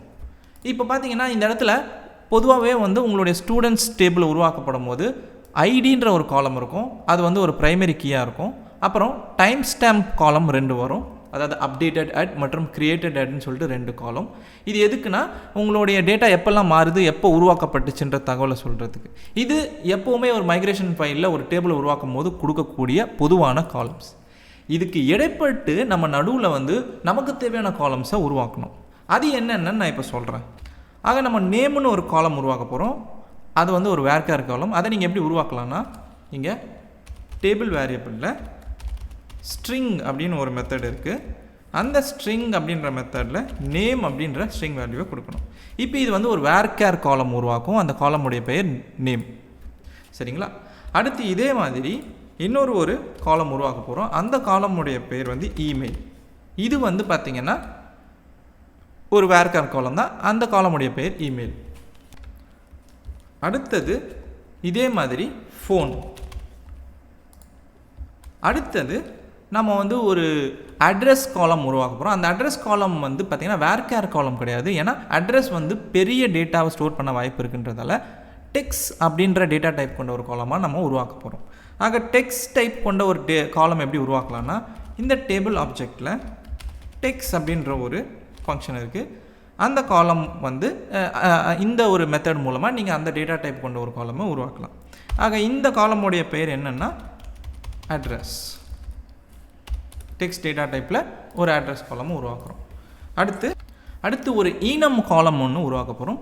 ஈனம்ங்கிறது என்னென்னா, நம்ம குறிப்பிட்ட சில வேல்யூவை கொடுப்போம், அதை மட்டும்தான் அந்த காலம்குள்ளே வேல்யூவாக அது வச்சுருக்கணும். அந்த மாதிரி காலம்ஸ் தான் ஈனம் காலம் சொல்கிறோம். ஆக இந்த மாதிரியான காலம் உருவாக்குறதுக்கு நீங்கள் இந்த டேபிள் ஆப்ஜெக்டில் ஈனம்ன்ற ஒரு மெத்தடை பயன்படுத்திக்கலாம். இந்த ஈனம் காலம் உடைய பெயர் என்ன அப்படின்னு கேட்டிங்கன்னா ஜெண்டர். ஏன்னா ஜெண்டர் பொறுத்த வரைக்கும் மேல் ஃபீமேல்ன்ற வேல்யூஸை மட்டும்தான் அந்த காலமில் அது வச்சுருக்கணும், வேறு எந்த மாதிரியான வேல்யூஸும் வச்சுருக்கக்கூடாது. இப்போது ஈனம் காலம் உருவாக்கிட்டோம். இதுக்கான வேல்யூஸ், அதாவது டிஃபால்ட்டாக நான் சொன்ன மாதிரி மேல் ஆர் ஃபீமேல் வேல்யூஸ் மட்டும்தான் வச்சுருக்கணும் இல்லையா? அந்த மாதிரியான வேல்யூஸ் என்னென்ன அப்படின்றத வந்து இங்கே நம்ம வெளிப்படையாக இங்கே சொல்லணும். ஆக ஈனமுடைய ஆப்ஷன்ஸ் என்னென்னா மேல், ஃபீமேல், அப்புறம் அதர், இந்த மாதிரியான வேல்யூஸை தான் இந்த காலம்குள்ளே நம்ம வச்சுருக்கணும். அடுத்து இன்னொரு ஒரு வேர்கேர் காலம். ஆக அதுக்காக வந்து இங்கே ஸ்ட்ரிங் மெத்தடை மறுபடியும் பயன்படுத்திக்கிறேன். இந்த காலமுடைய பெயர் டிபார்ட்மெண்ட். அடுத்தது பார்ட் டைம் அப்படின்னு சொல்லி ஒரு காலம் இருக்குது. அதுவும் வந்து பார்த்திங்கன்னா ஒரு வேர்கேர் காலம்ன்றதால ஸ்ட்ரிங் மெத்தடை பயன்படுத்திக்கிறேன். ஆக பார்ட் டைம். மன்னிச்சுக்கணும், நம்ம வந்து இது வேர்கேர் காலமாக உருவாக்க போதில்லை. இது வந்து ஒரு பூலியன் வேல்யூ வந்து வச்சுருக்க போகுது. அதாவது பூலியன்னா 0 ஆர் 1 அப்படின்ற வேல்யூ மட்டும் அதை வச்சுருக்க போதில்லை. இந்த காலமுடைய டைப் வந்து நம்ம பூலியன் அப்படின்ற ஒரு டைப்பாக வச்சுக்கலாம். ஆக இங்கே பூலியன் ஒரு மெத்தட் இருக்குது, அந்த மெத்தடை கொடுத்தாலே போதும். இதுக்கு அடுத்தது ஜாயின்ட் டேட். அதாவது நம்ம இந்த ஸ்டூடெண்ட் எப்போ ஜாயின் பண்ணாங்களோ அந்த டேட்டை வந்து பதிவு பண்ணணும். அதுக்கான டேட் காலம் உருவாக்க போகிறோம். அதுக்கு இந்த டேபிள் ஆப்ஜெக்டில் டேட் அப்படின்னு சொல்லிட்டு ஒரு மெத்தட் இருக்குது. அதில் வந்து நீங்கள் ஜாயின்ட் டேட் அப்படின்ற காலம் பேரை கொடுத்துடலாம். இப்போது இத்தனை காலம்ஸை வந்து நம்ம உருவாக்கியிருக்கிறோம். இது எல்லாமே நம்ம உருவாக்க போகிற அந்த டேபிளில் வந்து காலமாக வரப்போகுது. இதில் இன்னும் கூடுதலான சில விஷயங்கள் நம்ம சேர்க்க வேண்டியது இருக்குது. என்னென்னு பார்த்தீங்கன்னா, இந்த இமெயிலுங்கிறது வந்து பார்த்திங்கன்னா ஒரு தனித்துவமான ஒரு காலம். அதாவது எல்லாருக்குமே ஒரே இமெயில் இருக்க போகிறதில்லை இல்லையா? ஆக ஒவ்வொரு இமெயிலும் வந்து யூனிக்காக இருக்கணுன்றதை நம்ம எப்படி சொல்லணும் அப்படின்னு பார்த்திங்கன்னா, இந்த மெத்தடுக்கு அப்புறம் ஒரு மெத்தட் செயினிங் மூலமாக, அதாவது இந்த மெத்தட் மாதிரியே இன்னொரு மெத்தட் இதுக்கு அடுத்து கால் பண்ணுறேன். அந்த மெத்தட் என்னென்னா யூனிக் அப்படின்ற ஒரு மெத்தட். இதை கொடுத்தாலே இந்த காலமுடைய வேல்யூஸ் எல்லாம் யூனிக்காக இருக்கணுன்ற மாதிரி டேபிளுடைய காலம் வந்து உருவாக்கப்படும் அந்த மாதிரி. சரிங்களா? ஆக உங்களுக்கு SQLல வந்து ஒரு யூனிக் காலம் எப்படி உருவாக்குறதுன்றலாம் தெரிஞ்சிருக்கும். அதுக்கான விஷயத்தை தான் நான் இங்கே சொல்லிக்கிட்டு இருக்கேன். அடுத்து இன்னொரு விஷயம், இந்த ஃபோன் காலமுக்கான வேல்யூ வந்து எல்லா ஸ்டூடெண்ட்ஸும் கொடுப்பாங்கன்னு சொல்ல முடியாது. சில பேர் வந்து கொடுக்கவும் மாட்டாங்க. அந்த மாதிரி சூழ்நிலையில் வந்து இந்த காலமுடைய வேல்யூ இல்லாமல், அதாவது நல்லபலாக இருந்தாலும் பரவாயில்ல அப்படின்றத வந்து நம்ம எப்படி சொல்லலாம்னா, இந்த மெத்தட் வந்து கால் பண்ணணும். இதுக்கு அடுத்து நல்லபல் அப்படின்னு சொல்லிட்டு. ஆக இந்த மாதிரி கொடுத்த உடனே இந்த காலமுடைய வேல்யூ வந்து இருந்தாலும் இல்லைனாலும் பிரச்சனையாக இருக்காது. சரிங்களா? ஆனால் மற்ற காலமுக்கெலாம் கண்டிப்பாக வேல்யூஸை வந்து நம்ம இன்சர்ட் பண்ணி ஆகணும். இந்த ஒரு காலமுக்கு மட்டும் வேல்யூ நம்ம கொடுக்கலாம், பிரச்சனை இல்லை. ஏன்னா இது வந்து நல்லபல் காலம். மொத்தத்தில் நீங்கள் புரிஞ்சுக்க வேண்டியது என்னென்னா, நம்ம வந்து SQL query எதுவுமே பயன்படுத்தாமல் வெறும் வந்து இந்த PHPயோடைய ஸ்டேட்மெண்ட்ஸை பயன்படுத்தி இங்கே சில டெஃபினிஷன்ஸ் கொடுத்துக்கிட்டு வரோம். இதன்படி தான் வந்து உங்களுடைய டேட்டாபேஸில் ஒரு டேபிள் ஒன்று உருவாகி அதுக்குள்ளே இந்த காலம்ஸ் எல்லாம் இருக்கும். சரி, இப்போ இந்த மைக்ரேஷனுக்குள்ளே நம்ம என்னென்ன காலம்ஸ்லாம் வரணும், அது எப்படி இருக்கணும் அப்படின்றதெல்லாம் வந்து நம்ம இங்கே தெளிவாக கொடுத்துட்டோம். இப்போ பண்ண போகிறது என்னென்னா, இந்த மைக்ரேஷனை ரன் பண்ணி இந்த டேபிளை நம்மளுடைய டேட்டாபேஸில் வர வைக்க போகிறோம். அதுக்கு என்ன பண்ணணும்னு நான் சொல்கிறேன். இந்த டெர்மினலை மறுபடியும் நீங்கள் ஓப்பன் பண்ணிக்கணும். அதில் நான் சொல்ல போகிற ஒரு கமாண்டை நீங்கள் எக்ஸிக்யூட் பண்ணணும். PHP artisan migrate அப்படின்ற இந்த கமாண்டை நீங்கள் எக்ஸிக்யூட் பண்ணுங்கள். எக்ஸிக்யூட் பண்ணோடனே இங்கே பாருங்கள் உங்களுக்கு வந்து பர்சனல் அக்சஸ் டோக்கன்ஸ்னு சொல்லிட்டு ஒரு டேபிள் ஒன்று ஜென்ரேட் ஆகும். இது வந்து பார்த்திங்கன்னா உங்களுடைய லாராவலுடைய ஒரு குறிப்பிட்ட பேக்கேஜிலேருந்து ரன் ஆகக்கூடிய மைக்ரேஷன். அதனால் இதை பற்றி கவலைப்பட வேணாம். நம்மளுடைய மைக்ரேஷன் இந்த ஸ்டூடெண்ட்ஸ் டேபிள் அப்படின்ற மைக்ரேஷன்ஸ் தான். இதுக்கான டேபிள் உருவாகியிருக்கா இல்லைன்றதை மட்டும் நம்ம போய் நம்மளுடைய டேட்டா பேஸில் ரிஃப்ரெஷ் பண்ணி பார்க்கலாம். இப்போ இந்த பேஜை நான் ரிஃப்ரெஷ் பண்ணி பார்த்தேன்னா எனக்கு இங்கே பாருங்கள் கிட்டத்தட்ட 3 டேபிள் இருக்கும். அதில் நான் ஏற்கனவே சொன்ன மாதிரி பர்சனல் அக்சஸ் டோக்கன் வந்து லாராவலுடைய ஒரு பேக்கேஜிலேருந்து வருது. அதனால் இதை கண்டுக்க தேவையில்லை. இந்த மைக்ரேஷன்ஸ்ன்றது எதுக்கு அப்படின்னு பார்த்தீங்கன்னா நீங்கள் எத்தனை மைக்ரேஷனை உள்ளே நீங்கள் உருவாக்குறீங்களோ அத்தனை மைக்ரேஷனையும் குறிப்பிட்டு அதாவது குறித்து வச்சுக்கிறதுக்கான ஒரு டேபிள். ஆக இதை ஓப்பன் பண்ணி பார்த்தீங்கன்னா இதுக்குள்ளே 2 மைக்ரேஷன்ஸ்க்கான டேட்டா வந்து இருக்குது அப்படின்றத இது வச்சுருக்கு. ஆக நம்ம ஒவ்வொரு வாட்டி மைக்ரேஷனை உருவாக்க இதுக்குள்ளே டேட்டா புதுசாக வந்துக்கிட்டே இருக்கும்.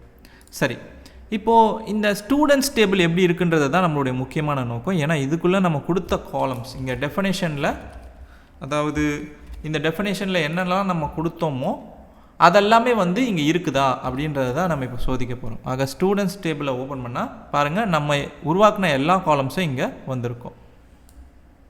நான் ஏற்கனவே சொன்ன மாதிரி ஐடி மற்றும் கிரியேட்டட் அட் அப்டேட்டட் அட்ன்றது வந்து ஏற்கனவே இருந்த காலம்ஸ். இதில் நம்ம புதுசாக இடையில கொடுத்தது தான் இந்த காலம்ஸ். இது எல்லாமே சரியான டேட்டா டைப்போடு வந்திருக்கான்றதை பார்க்கறதுக்கு இந்த ஸ்ட்ரக்சர் டேப்பை கிளிக் பண்ணிங்கன்னா உங்களுக்கு தெரியும். அதில் பாருங்கள் நேம் வந்து வேர்கேர், இமெயில் வந்து வேர்கேர், ஃபோன் வந்து வேர்கேர், அட்ரஸ் வந்து டெக்ஸ்ன்ற டேட்டா டைப், ஜெண்டர் வந்து ஈனம்ங்கிற ஒரு டேட்டா டைப், அதில் வந்து மேல் ஃபீமேல் அதருங்கிற வேல்யூஸ் எல்லாம் அது வந்து வச்சுருக்கு. அப்புறம் டிபார்ட்மெண்ட் வந்து ஒரு வேர்கேர், பார்ட் டைம் வந்து பூலியன் டைப், ஆக 0 அல்லது 1 மட்டும்தான் இந்த ஒரு காலமில் நம்ம வந்து வச்சுருப்போம். அதோட இந்த ஜாயின் டேட்டுன்றது வந்து ஒரு டேட் காலம். ஆக ஒவ்வொரு டேட்டா டைப்பும் வந்து நம்ம இங்கே எப்படி கொடுத்தோமோ அதுக்கேற்ற மாதிரி இங்கே இருக்குது இல்லையா? ஆக அதுதான் இங்கே வந்திருக்கு. ஆக இப்போ உங்களுக்கு தெரிஞ்சிருக்கும், நீங்கள் வந்து SQL query எதுவுமே எழுதாமல் வெறும் வந்து இங்கே நீங்கள் எழுதின இந்த PHP ஸ்டேட்மெண்ட் மூலமாகவே இந்த காலம்ஸ் வந்து உருவாக்கப்பட்டிருக்கு அப்படின்றது. இதுதான் வந்து மைக்ரேஷனுடைய பலன். இப்போ இந்த மைக்ரேஷனுடைய இன்னொரு ஒரு பலன் என்னன்னு தெரிஞ்சுக்கிட்டிங்கன்னா, நாளைக்கு நீங்கள் டேட்டா பேஸில் எந்த ஒரு சேஞ்ச் பண்ணாலும் அதை உங்களால் ட்ராக் பண்ண முடியும். இப்போ எப்படி சொல்கிறதுனா, இப்போது இந்த இடத்துல வந்து பார்த்திங்கன்னா இந்த பார்ட் டைம்ன்ற பூலியன் காலம் இருக்கு இல்லையா, இதுக்கு வந்து டிஃபால்ட் வேல்யூ வந்து நான் கொடுக்கவே இல்லை. டிஃபால்ட்டாக இது வந்து 0ல் இருக்கணும் அப்படின்னு நான் நினைக்கிறேன். இப்போ நான் இந்த இடத்துல போய் நேரடியாக வந்து இந்த இடத்துல வந்து சேஞ்ச் பண்ணுறதுக்கு பதிலாக நான் வந்து மைக்ரேஷன் மூலமாகவே இந்த மாற்றத்தை வந்து செய்ய போகிறேன். இப்போ இதை செய்யறதுக்கு நீங்கள் என்ன பண்ணலாம் அப்படின்னா, இந்த பார்ட் டைம் அப்படின்ற டெஃபினேஷன் நீங்கள் கொடுத்துருக்கீங்க இல்லையா இந்த டேபிள் ஆப்ஜெக்ட் வச்சு, அதில் டிஃபால்ட் அப்படின்ற ஃபங்க்ஷனை இதுக்கு அடுத்து கால் பண்ணணும். அதுக்குள்ளே டிஃபால்ட் வேல்யூ என்னன்றதை கொடுக்கணும். நான் 0ன்ற அந்த வேல்யூ கொடுத்துருக்கேன். இப்போ இந்த மைக்ரேஷன் ஃபைலை நான் மாற்றிருக்கிறேன். நான் என்ன பண்ண போகிறேன்னா இந்த மைக்ரேஷனை திரும்பவும் ரிஃப்ரெஷ் பண்ண போகிறேன். அங்கே ரிஃப்ரெஷ் பண்ணால் திரும்பவும் இதே டேபிள் வந்து உருவாக்கப்படும். அப்படி உருவாக்கப்படும் போது இந்த எல்லா காலமும் உருவாக்கப்படும். அதில் வந்து இந்த பார்ட் டைம் காலம் உருவாக்கும் போது இந்த டிஃபால்ட் வேல்யூ கண்டிப்பாக அதில் சேர்க்கப்படும். இப்போது அதை செய்கிறதுக்கு நம்ம என்ன பண்ணணும்னா, நான் ஏற்கனவே சொன்ன இந்த கமாண்ட் வந்து PHP artisan migrate, இது வந்து மைக்ரேஷனை ரன் பண்ணுறதுக்கு. ஆனால் மைக்ரேஷனை வந்து ரிஃப்ரெஷ் பண்ணுறதுக்கு என்ன கமாண்ட் அப்படின்னு பார்த்தீங்கன்னா, PHP artisan migrate : fresh. அதாவது திரும்பவும் இந்த மைக்ரேஷனை ஃபஸ்ட்லேருந்து ரன் பண்ணி விடும். அப்படி ரன் பண்ணால் உங்களுக்கு அந்த எல்லா காலமும் கரெக்டாக வந்துடும். இப்போ பாருங்கள், திரும்பவும் அந்த மைக்ரேஷன்ஸ் ரன் ஆகி உங்களுக்கு முடிஞ்சிருக்கு. இப்போ போய் நம்ம டேபிளோடைய ஸ்ட்ரக்சரை வந்து ரிஃப்ரெஷ் பண்ணி பார்ப்போம். பார்த்தீங்கன்னா இந்த தடவை பார்ட் டைமுக்கு டிஃபால்ட் வேல்யூ 0ன்னு வந்திருக்கும். ஆக நீங்கள் வந்து SQL queryயில் போய் எந்த ஒரு மாற்றத்தையும் செய்யாமல் நேரடியாக இந்த PHP கோட் ஸ்டேட்மெண்ட்லேயே எல்லாத்தையும் நீங்கள் முடிச்சிட்டிங்க. சரி, இப்போதைக்கு நீங்கள் மைக்ரேஷன் ஃபைலை வச்சுட்டு ஒரு டேபிள் எப்படி உருவாக்குறது, அதில் காலம்ஸ் எப்படி வைக்கிறது, இதெல்லாம் தெரிஞ்சிருக்குன்னு நினைக்கிறேன். இப்போ அடுத்த கட்டத்துக்கு போகலாம்.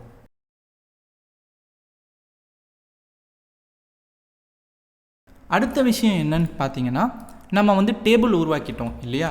இப்போ இந்த டேபிளில் வந்து நம்ம இந்த டேட்டாவை கொண்டு போய் ஸ்டோர் பண்ண போகிறோம். அதுக்கு நம்ம வந்து திரும்பவும் இந்த கண்ட்ரோலருக்குள்ளே வரணும். ஏன்னா இந்த கண்ட்ரோலருக்குள்ளே தான் அந்த ரெக்வஸ்ட் வருது. அந்த வந்த ரெக்வஸ்ட்டை தான் இந்த மாதிரி நம்ம டம்ப் பண்ணி காட்டியிருக்கோம். அங்கே நம்ம என்ன பண்ண போகிறோன்னா, இந்த இடத்துல வந்து இந்த லைனை வந்து ஹைட் பண்ணிடலாம். இது இப்போதைக்கு நம்மளுக்கு தேவைப்படாது. இதுக்கு அடுத்து இந்த இடத்துல டேபிள்குள்ளே போய் இந்த டேட்டாவை இன்சர்ட் பண்ணுறதுக்கான கோடை வந்து எழுத போகிறோம். இதுக்கு வந்து முக்கியமாக நம்மளுக்கு தேவைப்படுறது என்னென்னு பார்த்தீங்கன்னா, மாடல் அப்படின்ற ஒரு விஷயம். நான் ஏற்கனவே உங்களுக்கு சொன்ன மாதிரி லாராவெல்லில் வந்து எலக்வெண்ட் ஓஆர்எம்னு ஒன்று இருக்குது. அந்த எலக்வெண்ட் ஓஆர்எம் தான் நம்ம டேட்டாபேஸ் டேபிளுக்கும் இந்த PHP ஃபைலுக்கும் இடையிலேருந்து செயல்படக்கூடிய ஒரு ப்ரோக்ராம். சரிங்களா? அந்த ப்ரோக்ராமை பயன்படுத்தி தான் இப்போ நம்ம இன்சர்ட் பண்ண போகிறோம். அதுக்கு நம்ம என்ன செய்யணும்னா, நம்ம எந்த டேபிளில் வந்து ஒரு டேட்டாபேஸ் ஆப்ரேஷன் செய்ய போகிறோமோ அந்த டேபிளுக்குன்னு ஒரு மாடல் ஃபைலை உருவாக்கணும். அதுதான் நம்மளுடைய அடுத்த ஸ்டெப். இப்போ இந்த டேபிள் என்னென்னு பார்த்தீங்கன்னா ஸ்டூடெண்ட்ஸ் அப்படின்னு இருக்கு இல்லையா, நம்ம வந்து ஸ்டூடெண்ட் அப்படின்ற பேரில் ஒரு மாடல் ஃபைலை உருவாக்க போகிறோம். ஆக அதுக்கு நீங்கள் வந்து உங்களுடைய டெர்மினலில் நீங்கள் ஒரு கமாண்ட் ஒன்று எக்ஸிக்யூட் பண்ண வேண்டியது இருக்குது. ஆக அந்த கமாண்ட் என்னன்னா PHP artisan make model, அதாவது மாடல் ஃபைலை உருவாக்குறோம் இல்லையா, அதனால் மாடல். இதுக்கு அடுத்து உங்களுடைய மாடல் ஃபைலோடைய பேர் ஸ்டூடெண்ட். இங்கே ஏன் நம்ம ஸ்டூடெண்ட்டுன்னு வைக்கிறோம்னா நம்மளுடைய டேபிள் பேர் வந்து ஸ்டூடெண்ட்ஸ்னு இருக்குது. ஆக இது ப்ளூரல், இது வந்து சிங்குலர். எப்பயுமே மாடல் பேர் வந்து சிங்குலரில் வச்சுக்கோங்க, அப்போ தான் ப்ளூரலில் அது உங்களுடைய டேபிள் நேமை சரியாக எடுத்துக்கும்.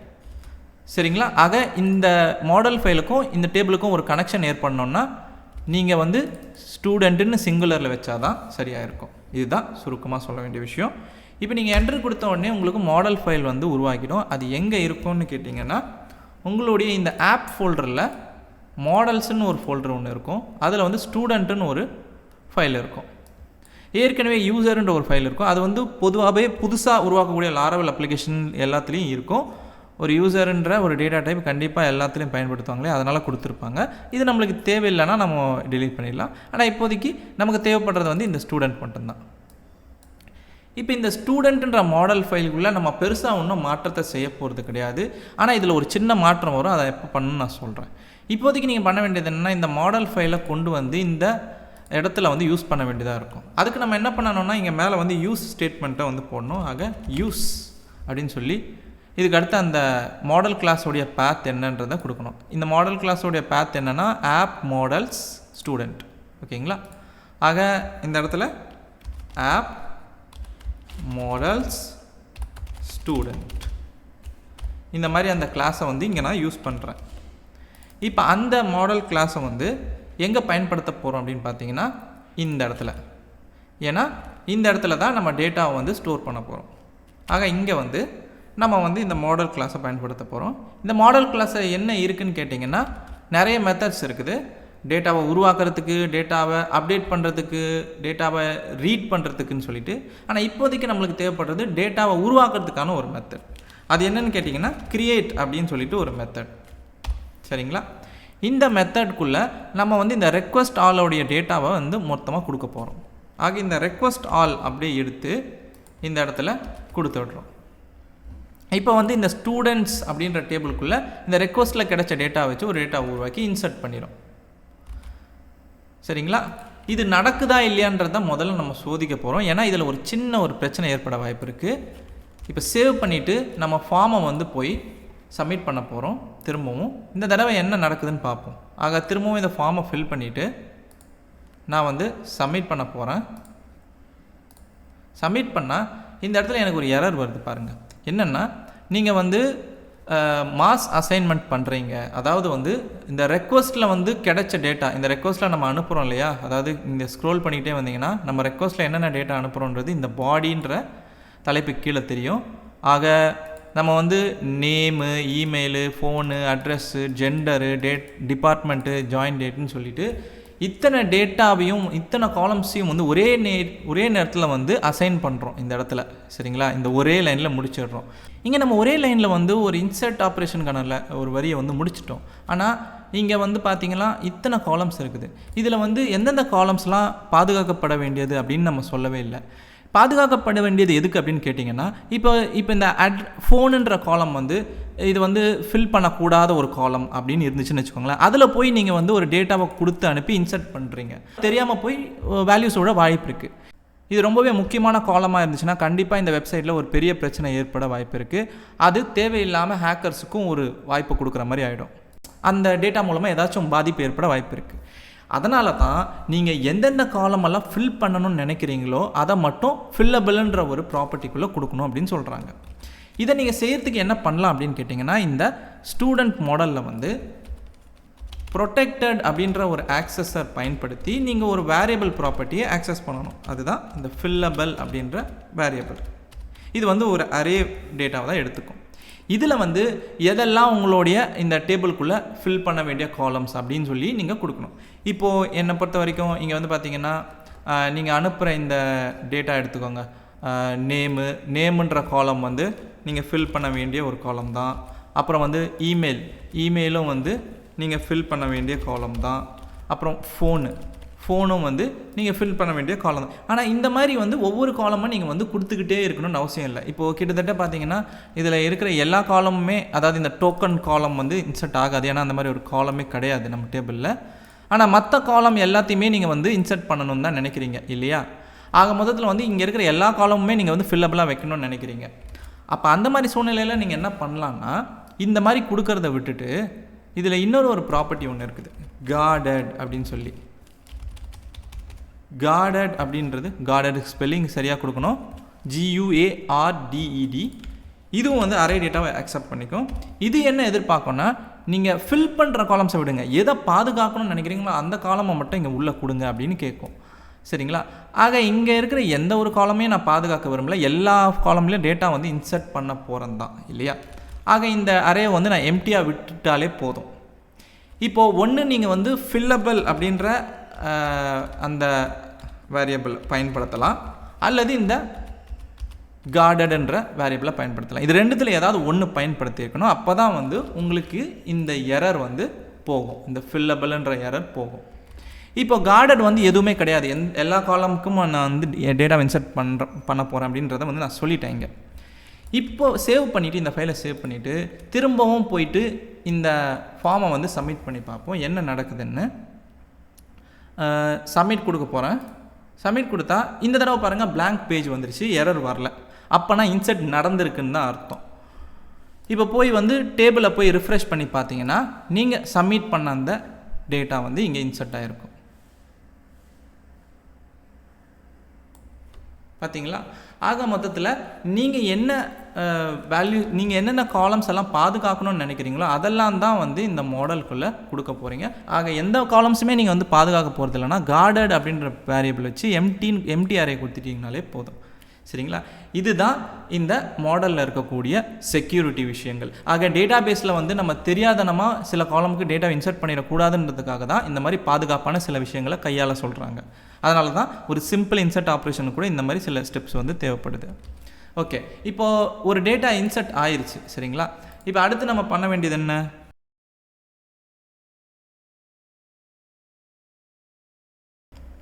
நம்ம திரும்பவும் ரீடைரக்ட் பண்ண போகிறோம். எந்த பேஜுக்குன்னா இந்த ஃபார்ம் பேஜுக்கு திரும்பவும் ரீடைரக்ட் பண்ணணும். சரிங்களா? அதை செய்யறதுக்கு நான் என்ன பண்ணுறேன்னா, இந்த இடத்துல ரிட்டர்ன் ரீடைரக்ட் அப்படின்னு ஒரு ஃபங்க்ஷன் ஒன்று கால் பண்ணணும். அந்த ஃபங்க்ஷன் கால் பண்ணாலே அதுக்குள்ளே வந்து நம்ம ஒரு ரவுட்டுடைய பேத் வந்து கொடுக்கணும். ஒன்று இங்கே வந்து நம்ம நேரடியாக இந்த யூஆர்எலுக்கு தான் அனுப்ப போகிறோம் அப்படின்னா இங்கே பாருங்கள், வெறும் ஸ்லாஷ் அப்படி கொடுத்தாலே போதும், அது வந்து இந்த யூஆர்எலுக்கு ரீடைரக்ட் ஆகிடும். ஆனால் நீங்கள் வந்து ரவுட் வச்சுருக்கிறீங்க அப்படின்னா அந்த ரவுட்டுக்கு ஒரு பெயர் கொடுத்து கூட அந்த ரவுட்டுக்கு நான் ரீடைரக்ட் பண்ணுறேன்னு கூட சொல்லலாம். இது எப்படின்னா, இப்போ பாருங்கள், இப்போ இந்த ரவுட்டுக்கு வந்து நீங்கள் ஒரு பெயர் வைக்கலாம். ஸோ இந்த ரவுட்டுக்கு வந்து ஒரு பெயர் வைக்கிறேன். இது என்னென்னா இண்டெக்ஸ் அப்படின்னு சொல்லி ஒரு பெயர் வைக்கிறேன். ஆர் நீங்கள் வந்து ஹோம்னு கூட பெயர் வச்சுக்கலாம். இப்போது என்ன பண்ணுறேன், இந்த ரவுட்டுக்கு வந்து நான் ரீடைரக்ட் பண்ணி விடுறேன்றதை இந்த ரீடைரக்ட்டுக்கு எப்படி சொல்லலாம்னா, இந்த பேத்தை எடுத்துருங்க. இந்த பேத்துங்கிறது நேரடியாக நீங்கள் அந்த பேத்தை வந்து கொடுக்கறது. அப்படி கொடுக்காம ரவுட்டுக்கு ரீடைரக்ட் பண்ணுறதுக்கு இந்த ரீடைரக்ட் ஃபங்க்ஷனுக்கு அடுத்து ரவுட் அப்படின்ற ஃபங்க்ஷனை கால் பண்ணணும். அதில் வந்து அந்த ரவுட் நேம் என்ன கொடுத்தீங்க, ஹோம்னு கொடுத்தீங்களா, அந்த ஹோமை வந்து இப்படி கொடுத்துடலாம். இந்த மாதிரி ரவுட் நேம் வச்சு கொடுக்குறதால என்னென்னா, நாளைக்கு நீங்கள் இந்த பேத்தை மாற்றினாலும் உங்களுக்கு இந்த ரவுட் நேம் என்னவோ அதுக்கேற்ற மாதிரி அது போயிடும். உங்களுக்கு பேத் கொடுத்தீங்கன்னா இந்த பேத்தை நீங்கள் நாளைக்கு மாற்றிட்டீங்கன்னு வச்சுக்கோங்களேன், அப்போ இது அப்போ இந்த ஒரு யூஆரில் இருக்காது. அப்போ அதுக்கு ரீடைரக்ட் பண்ணால் எரர் தானே வரும். அந்த மாதிரி ஒரு சூழ்நிலையை தவிர்க்கிறதுக்கு தான் ரவுட் பெயரை வச்சுக்கிட்டு அந்த ரவுட்டுக்கு வந்து ரீடைரக்ட் பண்ணி விட்டாலே போதும். அது எந்த யூஆர்லுக்கு இருக்குதோ, இப்போ பார்த்தீங்கன்னா அது இந்த யூஆர்லுக்கு தான் இருக்குது, இந்த யூஆர்லுக்கு அது ரீடைரக்ட் ஆகிடும். இதுதான் ரவுட் நேம் வச்சு நம்ம ரீடைரக்ட் பண்ணுறதுக்கான ஒரு பலன். சரிங்களா? இப்போது ரீடைரக்ட் கொடுத்துட்டோம். திரும்பவும் போயிட்டு ஒரு ஃபார்ம் வந்து சப்மிட் பண்ணி பார்க்கலாம். இந்த தடவை வந்து டேனியல் ஃபார்ம் எல்லாத்தையும் ஃபில் பண்ணியாச்சு. சப்மிட் கொடுக்குறேன். சப்மிட் கொடுத்தோன்னே பாருங்கள், இப்போ பாருங்கள் போய் அந்த டேட்டாவை இன்சர்ட் பண்ணிவிட்டு திரும்ப இந்த பேஜுக்கு ரீடைரக்ட் ஆகி வந்துச்சு. இப்போ போய் நம்ம டேபிளை ரிஃப்ரெஷ் பண்ணி பார்த்தா இந்த 2வது டேட்டா வந்திருக்கும். சரி, இப்போ ரீடைரக்ட் ஆகி வரும்போது நம்மளுக்கு இந்த இடத்துல ஒரு சக்ஸஸ் மெசேஜ் காமிச்சா நல்லாயிருக்கும் அப்படின்னு தோணுது. அதை எப்படி செய்யுதுன்றதை நான் சொல்கிறேன்.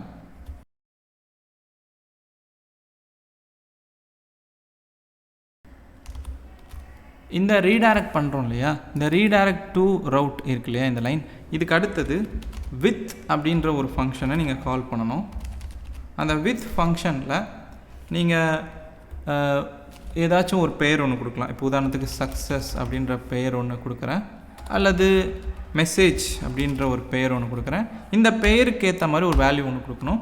இங்கே நான் என்ன வேல்யூ கொடுக்க போகிறேன்னா, நம்ம வந்து ஒரு டேட்டா வந்து உருவாக்கிட்டோம் இல்லையா, ஸ்டூடெண்ட் டேட்டா உருவாக்கிட்டோம். ஆக இந்த இடத்துல வந்து ஸ்டூடெண்ட் கிரியேட்டட் சக்ஸஸ்ஃபுல்லி அப்படின்னு சொல்லி ஒரு மெசேஜ் ஒன்று அனுப்புகிறேன். இந்த மெசேஜ் வந்து எப்படின்னா ஒரு செஷன் மெசேஜாக போகும், செஷன் வேல்யூவாக போகும். ஆனால் ஒரு செகண்டுக்கு மட்டும்தான் இந்த செஷன் வேல்யூ இருக்கும். அடுத்த செகண்ட்லேயே வந்து இந்த செஷன் வந்து எக்ஸ்பயர் ஆகிடும். அப்போ தெரியாது. கிட்டத்தட்ட இது ஒரு ஃப்ளாஷ் மெசேஜ் மாதிரி இருக்கும். ஸோ இப்போது நம்ம என்ன பண்ண போகிறோம்னா, இந்த மெசேஜ் வந்து எப்போது அனுப்புகிறோம், நம்ம டேட்டா உருவாக்கிட்ட பிறகு ரீடைரக்ட் பண்ணுறோம்ல அப்போ அனுப்புகிறோம். இதை வந்து நம்ம காட்டுறதுக்கு நம்ம என்ன பண்ணணும்னா, இந்த வேல்யூவை நம்மளுடைய வியூ ஃபைலை ஓப்பன் பண்ணிக்கணும். அந்த வியூ ஃபைலில் ஒரு இஃப் கண்டிஷன் அடிப்படையில் வந்து அந்த வேல்யூவை காட்ட போகிறோம். இந்த ஃபார்முக்கு மேலே இந்த ஹெட்டிங்க்கு கீழே நான் வந்து ஒரு இஃப் கண்டிஷன் போட போகிறேன். முக்கியமாக கவனிச்சுக்கோங்க, நம்ம பிளேடில் வந்து பிளேட் ஃபைல் இல்லையா, இது வந்து பிளேட் இன்ஜின். ஸோ இதுக்கேற்ற மாதிரி வந்து சின்டாக்ஸுகள் வேறு மாதிரி இருக்கும். இஃப் கண்டிஷன் கொஞ்சம் வேறுபடும். எப்படின்னா, இந்த @ அப்படின்ற சிம்பிளை பயன்படுத்தி தான் ஒரு இஃப் கண்டிஷன் நீங்கள் கொடுக்க வேண்டியதாக இருக்கும். ஆக இதில் இஃப் நம்ம வந்து ஒரு இஃப் கண்டிஷன் கொடுக்குறோம். அதே மாதிரி இந்த இஃப் முடியும் போது எண்ட் இஃப் அப்படின்னு கொடுக்கணும். இதே மாதிரி சரிங்களா? இதுதான் இங்கே ரொம்ப முக்கியமான விஷயம். இப்போ இந்த இஃப்குள்ளே நம்ம என்ன சோதிக்க போகிறோம் அப்படின்னு பார்த்தீங்கன்னா, நான் ஏற்கனவே சொன்ன மாதிரி நம்ம ரீடைரக்ட் பண்ணும் போது இங்கே ஒரு செஷன் வேல்யூ செட் பண்ணி விட்டுடுறோம். அதனால் இந்த இடத்துல வந்து ஒரு செஷன் வேல்யூவை செக் பண்ணுறதுக்கு செஷன்ன்ற ஃபங்க்ஷனில் மெசேஜ் அப்படின்ற பேரில் ஒரு வேல்யூ இருக்கான்னு செக் பண்ணுறோம். ஏன்னா இங்கே நம்ம மெசேஜ்ன்ற பேரில் தான் அந்த வேல்யூவை செட் பண்ணுறோம். இப்போ அது இருந்துச்சுன்னா இதுக்குள்ளே வந்து நம்ம ஒரு டிவ் ஒன்று காட்ட போகிறோம். அந்த டிவ் என்னென்னா ஒரு அலர்ட் டிவ். அதனால் அதில் வந்து நான் ஒரு சில கிளாஸஸ் சேர்க்குறேன். Bootstrap class alert success. இதில் வந்து என்ன காட்ட போகிறோம் அப்படின்னு பார்த்தீங்கன்னா, இந்த செஷனுக்குள்ளே என்ன மெசேஜ் வேல்யூ இருந்ததோ, அதாவது இந்த வேல்யூ தான் வரும், ஸ்டூடெண்ட் கிரியேட்டட் சக்ஸஸ்ஃபுல்லின்ற வேல்யூ தான் வரும். அதை வந்து இங்கே காமிக்க போகிறோம். அதை எப்படி காமிக்கணும்னா, இங்கே எக்கோ சின்டாக்ஸ், இதை வந்து பிளேட் எக்கோ சின்டாக்ஸ்னு சொல்லுவோம். இந்த ஒரு ஃபங்க்ஷன்லேருந்து வெளிப்படுற இந்த ஒரு செஷனுடைய வேல்யூ வந்து நம்ம இதை கால் பண்ணும் போது வெளியேறும். அப்படி வரும்போது அதை வந்து எக்கோ பண்ணுறோம். ஆக இந்த செஷன் மெசேஜ் அப்படின்ற இந்த லைனை வந்து அப்படியே காப்பி பண்ணி இங்கே போட்டுட்டு இப்போது இது வேலை செய்தா இல்லைன்றதை வந்து இப்போ நம்ம சோதிக்க போகிறோம். எப்படின்னா, திரும்பவும் ஃபார்ம் வந்து சப்மிட் பண்ண போகிறோம். இந்த தடவை வேறு ஒரு யூசர், ஸோ மோனிகான்ற ஒரு யூசர். இப்போ ஃபார்ம் ஃபில் பண்ணியாச்சு, நம்ம சப்மிட் பண்ணுறோம். சப்மிட் பண்ண உடனே பார்த்தீங்கன்னா இந்த இடத்துல நம்மளுக்கு ஸ்டூடெண்ட்ஸ் கிரியேட்டட் சக்ஸஸ்ஃபுல்லின்ற ஒரு அலர்ட் மெசேஜ் தெரியுது. இப்போ திரும்ப இந்த பேஜை ரிஃப்ரெஷ் பண்ணிங்கன்னா அந்த மெசேஜ் போயிடும். ஏன்னா நான் ஏற்கனவே சொன்ன மாதிரி இது வந்து பார்த்திங்கன்னா ஒரு ஃப்ளாஷ் மெசேஜ் தான். கிட்டத்தட்ட ஒரு செகண்ட் வரைக்கும் தான் இந்த செஷன் வேல்யூ நீடிக்கும், அதுக்கப்புறம் எக்ஸ்பயர் ஆகிடும். அதனால தான் அந்த வேல்யூ இங்கேருந்து போயிட்டோன்னே நம்மளுக்கு அந்த டிவ் மறைஞ்சு போச்சு. ஆக இந்த மாதிரி நீங்கள் அலர்ட் மெசேஜை காமிக்க முடியும். இப்போ கடைசியாக ஒரு தடவை நம்ம ஒரு டேட்டாவை இன்சர்ட் பண்ண போகிறோம். ஏன்னா நம்ம இது வரைக்கும் இந்த பார்ட் டைம் அப்படின்ற செக் பாக்ஸை செக் பண்ணவே இல்லை. இதில் வந்து நம்ம என்ன பண்ண போகிறோம்னா, இந்த ஃபார்மில் வந்து பார்த்திங்கன்னா இந்த இடத்துல இருக்குது அந்த இன்புட்டு. இந்த இன்புட்டில் வந்து நேம் தான் கொடுத்துருக்கோம், அதுக்கான வேல்யூ வந்து நம்ம எதுவுமே கொடுக்கல. வேல்யூ என்ன கொடுக்க போகிறோன்னா 1 அப்படின்னு கொடுத்துக்கணும். அப்போ தான் நம்ம செக் பண்ணும்போது இந்த ஃபீல்டுக்கான வேல்யூ 1ன்னு வந்து சேரும். அப்படி இல்லைன்னா அந்த வேல்யூக்கு டிஃபால்ட்டாக 0ன்னு இன்சர்ட் ஆயிரும். இப்போது நம்ம என்ன பண்ண போகிறோன்னா, இந்த இடத்துல வந்து புதுசாக ஒரு யூசர் ஜாஸ்மின் சொல்லிட்டு ஒரு யூசர். பார்த்திங்கன்னா இந்த தடவை நான் வந்து பார்ட் டைம்னு செக் பண்ணுறேன் இந்த ஜாஸ்மின் என்ற யூசரை. ஜாயின் டேட் வந்து நான் கொடுக்குறேன். சப்மிட் கொடுத்தா இந்த ஸ்டூடெண்ட் வந்து கிரியேட்டட் சக்ஸஸ்ஃபுல்லின்னு வருது. இப்போ போய் நம்ம டேபிளில் போய்ட்டு ரிஃப்ரெஷ் பண்ணுறோம். பார்த்திங்கன்னா ஜாஸ்மின்ன்ற ஒரு யூசர் இருக்கிறாங்க. அவங்க வந்து பார்த்திங்கன்னா அவங்களுடைய பார்ட் டைம் வேல்யூ வந்து 1ன்னு வந்திருக்கு. ஆக நம்மளுக்கு அதுவும் வந்து சரியாக வேலை செய்யுது. இப்போ அடுத்து நம்ம என்ன பண்ண போகிறோம்னா, இங்கே வந்து இந்த டேபிளில் மொத்தம் 4 ஸ்டூடெண்ட் டேட்டா இருக்குது இல்லையா? இப்போ வரைக்கும் இந்த 4 ஸ்டூடெண்ட் டேட்டாவையும் வந்து இந்த இடத்துல வந்து லிஸ்ட் பண்ணி காட்ட போகிறேன். இது வந்து ஏற்கனவே இருக்கிற இது வந்து ஸ்டாட்டிக்காக, அதாவது ஹார்ட் கோட் பண்ண டேட்டா. இது வந்து உண்மையான டேட்டா கிடையாது. இது சும்மா சாம்பிளுக்காக இந்த HTML-குள்ளே இருக்கிற கோடு. இதை எடுத்துகிட்டு நம்ம வந்து இந்த ரியல் டேட்டாவை காமிக்க போகிறோம்.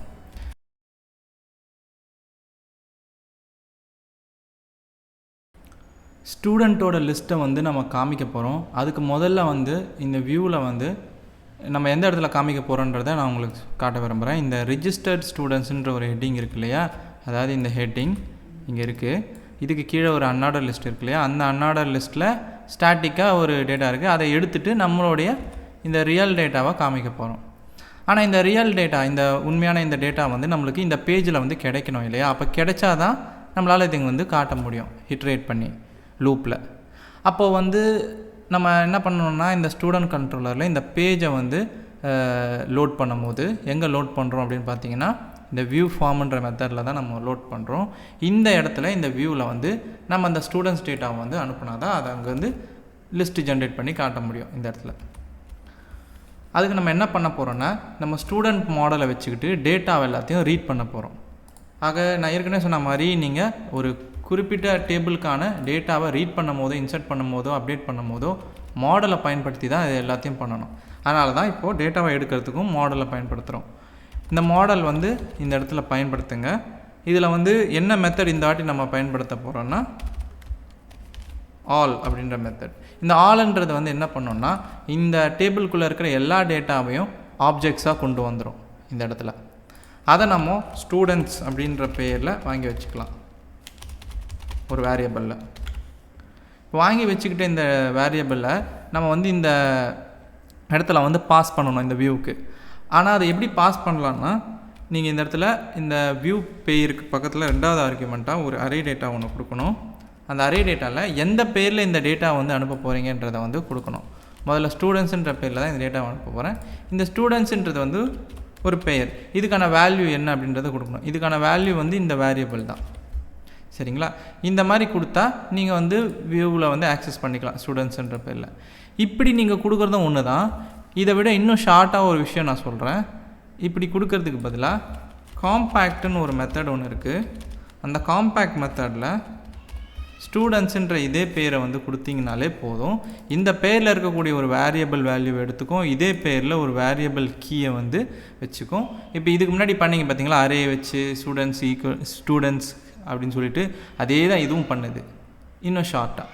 அதனால் நீங்கள் இந்த ஒரு வழியவே பின்பற்றுங்க. இப்போ ஸ்டூடெண்ட்ஸ் டேட்டா வந்து இந்த வியூக்கு போயிடும். வியூக்கு போன பிறகு நம்ம இந்த இடத்துல இந்த ரெஜிஸ்டர் ஸ்டூடெண்ட்ஸுன்ற ஹெட்டிங்க்கு கீழே இந்த அன்ஆர்டர் லிஸ்ட் ஜென்ரேட் பண்ணி காட்டலாம்.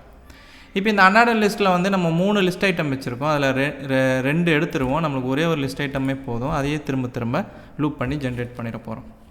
இதில் என்ன பண்ண போகிறோன்னா, நம்ம வந்து இந்த கிடைச்ச டேட்டாவை வச்சுக்கிட்டு நம்ம வந்து ஃபார் ஈச் லூப் போட்டு அந்த டேட்டாவை லிஸ்ட் ஐட்டம் வந்து ஜென்ரேட் பண்ண போகிறோம். அதுக்கு இந்த பிளேட் டைரக்டிவில் ஃபார் ஈச் எப்படி பயன்படுத்தணும்னா, அட் த ரேட் ஆஃப் சிம்பிளுக்கு அப்புறம் ஃபார் ஈச். இந்த ஃபார் ஈச்சில் நீங்கள் வந்து ஸ்டூடெண்ட்ஸுன்ற பேரில் உங்களுக்கு அந்த வேரியபிள் கிடைக்கும்.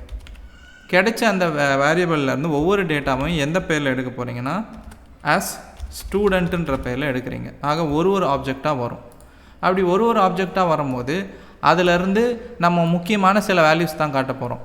என்னது? நேமு, இமெயிலு, அப்புறம் அந்த ஜாயின் டேட். அதுக்கு நீங்கள் இந்த இடத்துல இந்த நேமை தூக்கிட்டு இந்த இடத்துல வந்து எக்கோ சின்டாக்ஸ் பயன்படுத்துங்க. அதில் இந்த ஸ்டூடெண்ட் வேரியபிளில் கண்டிப்பாக வந்து நேமுன்ற ஒரு ஃபீல்டு இருக்கும். ஏன்னா எல்லா டேட்டாலையும் நேமுன்ற ஒரு ஃபீல்டு இருக்குது இல்லையா? அதனால் இந்த காலம் பேர் தான் நான் சொல்ல வரேன். ஆக அதை நீங்கள் ஆக்சஸ் பண்ணி காட்டலாம். இதே மாதிரி நீங்கள் இமெயில் ஃபீல்டு இமெயில் அப்படின்னு கொடுத்துடலாம். இதே மாதிரி ஜாயின் டேட் அப்படின்னு இந்த மாதிரி கொடுத்துடலாம். இப்போ இந்த லிஸ்ட் ஐட்டம் வந்து ஒவ்வொரு ஃபார் ஈச்சுக்கும் வந்து ஜென்ரேட் ஆகும், ஒவ்வொரு டேட்டாக்கு ஏற்ற மாதிரி. இப்போது இந்த ஃபார் ஈச்சை வந்து எண்ட் பண்ணுறதுக்கு இந்த இடத்துல at the rate of end for each அப்படின்னு சொல்லிட்டு இந்த மாதிரி கொடுக்கணும். இப்போ இந்த ஃபார் ஈச் வந்து நம்ம கொடுத்தாச்சு. இப்போ டேட்டா இருக்கும்போது கண்டிப்பாக இந்த ஃபார் ஈச் வந்து டேட்டாவை வந்து ஜென்ரேட் பண்ணணும். டேட்டா இல்லாத சமயத்தில் நம்ம இந்த அன்ஆர்டர் லிஸ்ட்டை வந்து காமிக்க முடியாது இல்லையா? இப்போ அதுக்கும் சேர்த்து ஒரு கண்டிஷன் ஒன்று போட போகிறோம். ஆக இங்கே வந்து இஃப் அப்படின்ற ஒரு கண்டிஷன் இதுக்கு மேலே போடுறோம். அதில் வந்து இந்த இடத்துல ஸ்டூடெண்ட்ஸ் டேட்டா வந்து இருக்குதா அப்படின்றத வந்து இப்படி நேரடியாக இப்படி கொடுத்துடலாம். ஆக ஸ்டூடெண்ட்ஸ் டேட்டா இருந்துச்சுன்னா கண்டிப்பாக இந்த அன்ஆர்டர் லிஸ்ட் தெரியும். அப்படி இல்லைன்னா இந்த இடத்துல எல்ஸ்ன்ற ஒரு டைரக்டிவ் போட்டுட்டு அதில் வந்து ஒரு பி டேக் காட்டுறோம். அந்த பி டேக்கில் நோ ஸ்டூடெண்ட்ஸ் டேட்டா அப்படின்னு காமிக்கலாம். சரிங்களா? இது கொடுத்து முடித்த பிறகு இந்த இஃப் கண்டிஷனை எண்ட் பண்ணோம் இல்லையா? அதனால் எண்ட் இஃப் அப்படின்னு கொடுத்துட்றேன். இப்போது நம்ம போட்ட இந்த ஒரு ஸ்டேட்மெண்ட்கள்லாம் என்னன்னு பார்த்தீங்கன்னா ஒரு டைனமிக்கான கண்டென்ட் ஜென்ரேட் பண்ணுறதுக்கான ஸ்டேட்மெண்ட்ஸ் பிளேட் டைரக்டிவில். ஆக இப்போ இதை வந்து போட்டுட்டோம். சேவ் பண்ணிவிட்டு நம்ம போய் இங்கே ரிஃப்ரெஷ் பண்ணி பார்ப்போம். ரிஃப்ரெஷ் பண்ணால் இங்கே பாருங்கள் ரியல் டேட்டாஸ் எல்லாம் லிஸ்ட் ஆகிருக்கு. ஆக நீங்கள் டேபிளில் இது வரைக்கும் என்ன வச்சுருந்தீங்களோ அந்த டேட்டாஸ் எல்லாம் இங்கே வந்திருக்கு. இப்போ உங்களுக்கு ஸ்டூடெண்ட் லிஸ்ட்டை எப்படி ஜென்ரேட் பண்ணுறது அப்படிங்கிறதும் தெரிஞ்சிருக்கும்னு நினைக்கிறேன். இப்போ திரும்ப நம்மளுடைய ஆரம்ப கட்டத்துக்கே வருவோம். எதனால் இந்த ப்ராஜெக்டை வந்து நம்ம உருவாக்கணுன்ற ஒரு காரணத்துக்கு வருவோம். பிஹெச்பியில் இதே ப்ராஜெக்டை வந்து நம்ம பார்த்தோம். அப்போது வந்து நம்மளுக்கு நிறைய பிரச்சனைகள் இருந்துச்சு. அந்த எல்லா பிரச்சனையும் வந்து நம்ம லாராவெல்ல சரி பண்ணியிருக்கோமா அப்படின்றத தான் வந்து இப்போ நான் உங்களுக்கு எடுத்து சொல்ல போகிறேன். யூஆர்எல் சப்போர்ட் வந்து பிஹெச்பியில் இல்லை, ஆனால் லாராவெல்ல இருக்குது. நம்ம ரவுட்ஸ் மூலமாக எப்படிப்பட்ட யூஆர்எல் வேணாலும் உருவாக்கி காட்டலாம். அதுக்கும் நம்மளுடைய கோடுக்கும் சம்மந்தம் இருக்காது. அடுத்து நம்ம கோடை மேனேஜ் பண்ணுறது பிஹெச்பியில் அவ்வளோவோ ஈஸி இல்லை. ஆனால் இங்கே லாராவெல்ல கண்ட்ரோலர் மாடல் வியூன்னு சொல்லிட்டு தனித்தனியாக பிரிச்சிருக்கிறதால நம்ம கோடை ஈஸியாக மாற்ற முடியுது. அடுத்து நம்ம எஸ்கியூஎல் query எல்லாத்தையுமே வந்து பிஹெச்பியில் எழுதிக்கிட்டு இருந்தோம், டேபிளை உருவாக்குறதுக்கோ அல்லது டேட்டாவை இன்சர்ட் பண்ணுறதுக்கோ. ஆனால் இங்கே லாராவெல்ல அந்த மாதிரி எதையுமே நம்ம செய்யலை. மாடல் வச்சே நம்ம எல்லா வேலையும் செஞ்சுக்கிட்டு இருந்தோம். அடுத்து வந்து டிபி செக்யூரிட்டின்றது நம்ம டேட்டாவை இன்சர்ட் பண்ணும்போது நிச்சயமாக தேவை. ஏன்னா நம்ம எந்த காலமில் இன்சர்ட் பண்ணுறோன்றது தெரிஞ்சு தான் இன்சர்ட் பண்ணணும். இன்சர்ட் பண்ணக்கூடாத காலமில் நம்ம இன்சர்ட் பண்ணக்கூடாது. இந்த ஒரு விஷயம் பிஹெச்பியில் இல்லை. ஆனால் லாராவெல்ல நம்ம அந்த ஃபில்லபிள்ன்ற ப்ராப்பர்ட்டி மூலமாக இதை சரியாக கொடுத்துருந்தோம். சைட் செக்யூரிட்டி வந்து நிச்சயமாக ஒரு ஃபார்மை சப்மிட் பண்ணும்போது இருக்கணும். அதாவது பிஹெச்பியில் அந்த மாதிரி எந்த ஒரு செக்யூரிட்டியும் கிடையாது. ஆனால் லாராவெல்ல ஒரு ஃபார்மை வந்து சைட்குள்ளே தான் சப்மிட் பண்ணுறாங்கன்றதை உறுதி பண்ணுறதுக்கு சிஎஸ்ஆர்எஃப்ன்ற ஒரு டோக்கன் முறையை உங்களுக்கு நான் சொல்லியிருந்தேன். அதன் மூலமாக இந்த சைட் செக்யூரிட்டி அமல்படுத்தப்படுது. இந்த மாதிரி பலவிதமான ஃபீச்சர்கள் எதுவுமே பிஹெச்பியில் இல்லைன்னாலும் லாராவெல்ல நீங்கள் எல்லாத்தையுமே செய்ய முடியுது. இதனால தான் பிஹெச்பியை விட லாராவெல் வந்து ரொம்பவே பாதுகாப்பானதாகவும் நம்மளுடைய டெவலப்மெண்ட்டுக்கு ரொம்பவே வேகமாக ஈடு கொடுக்கறதாகவும் நம்ம கருதப்படுறோம். ஆக ஒரு ஃப்ரேம் ஒர்க் இல்லாமல் ஒரு பிஹெச்பி ப்ராஜெக்ட் பண்ணால் என்ன பிரச்சனை வரும், ஃப்ரேம் ஒர்க் கூட பண்ணும் போது என்னென்ன உங்களுக்கு கூடுதல் சலுகைகள் கிடைக்கும்ன்றதையும் நீங்கள் தெரிஞ்சுக்கிட்டு இருப்பீங்கன்னு நினைக்கிறேன். என்ன நேயர்களே, இது வரைக்கும் நீங்கள் வந்து பார்த்தது வந்து ஒரு பிஹெச்பி ப்ராஜெக்ட்டுக்கும் ஒரு லாராவெல் ப்ராஜெக்ட்டுக்குமான வித்தியாசங்களை நீங்கள் தெரிஞ்சிருப்பீங்க. ஆக லாராவெல்ங்கிறது என்ன மாதிரியான ஒரு ஃப்ரேம் ஒர்க், அதில் எவ்வளோ அட்வான்டேஜஸ் இருக்குன்றதெல்லாம் இப்போ உங்களுக்கு தெரிஞ்சிருக்கும்னு நினைக்கிறேன். இந்த ப்ராஜெக்ட்டுக்கான ரெபாசிட்ரி எல்லாமே வந்து நான் உங்களுக்கு வந்து டிஸ்கிரிப்ஷனில் கொடுத்துருக்கேன்.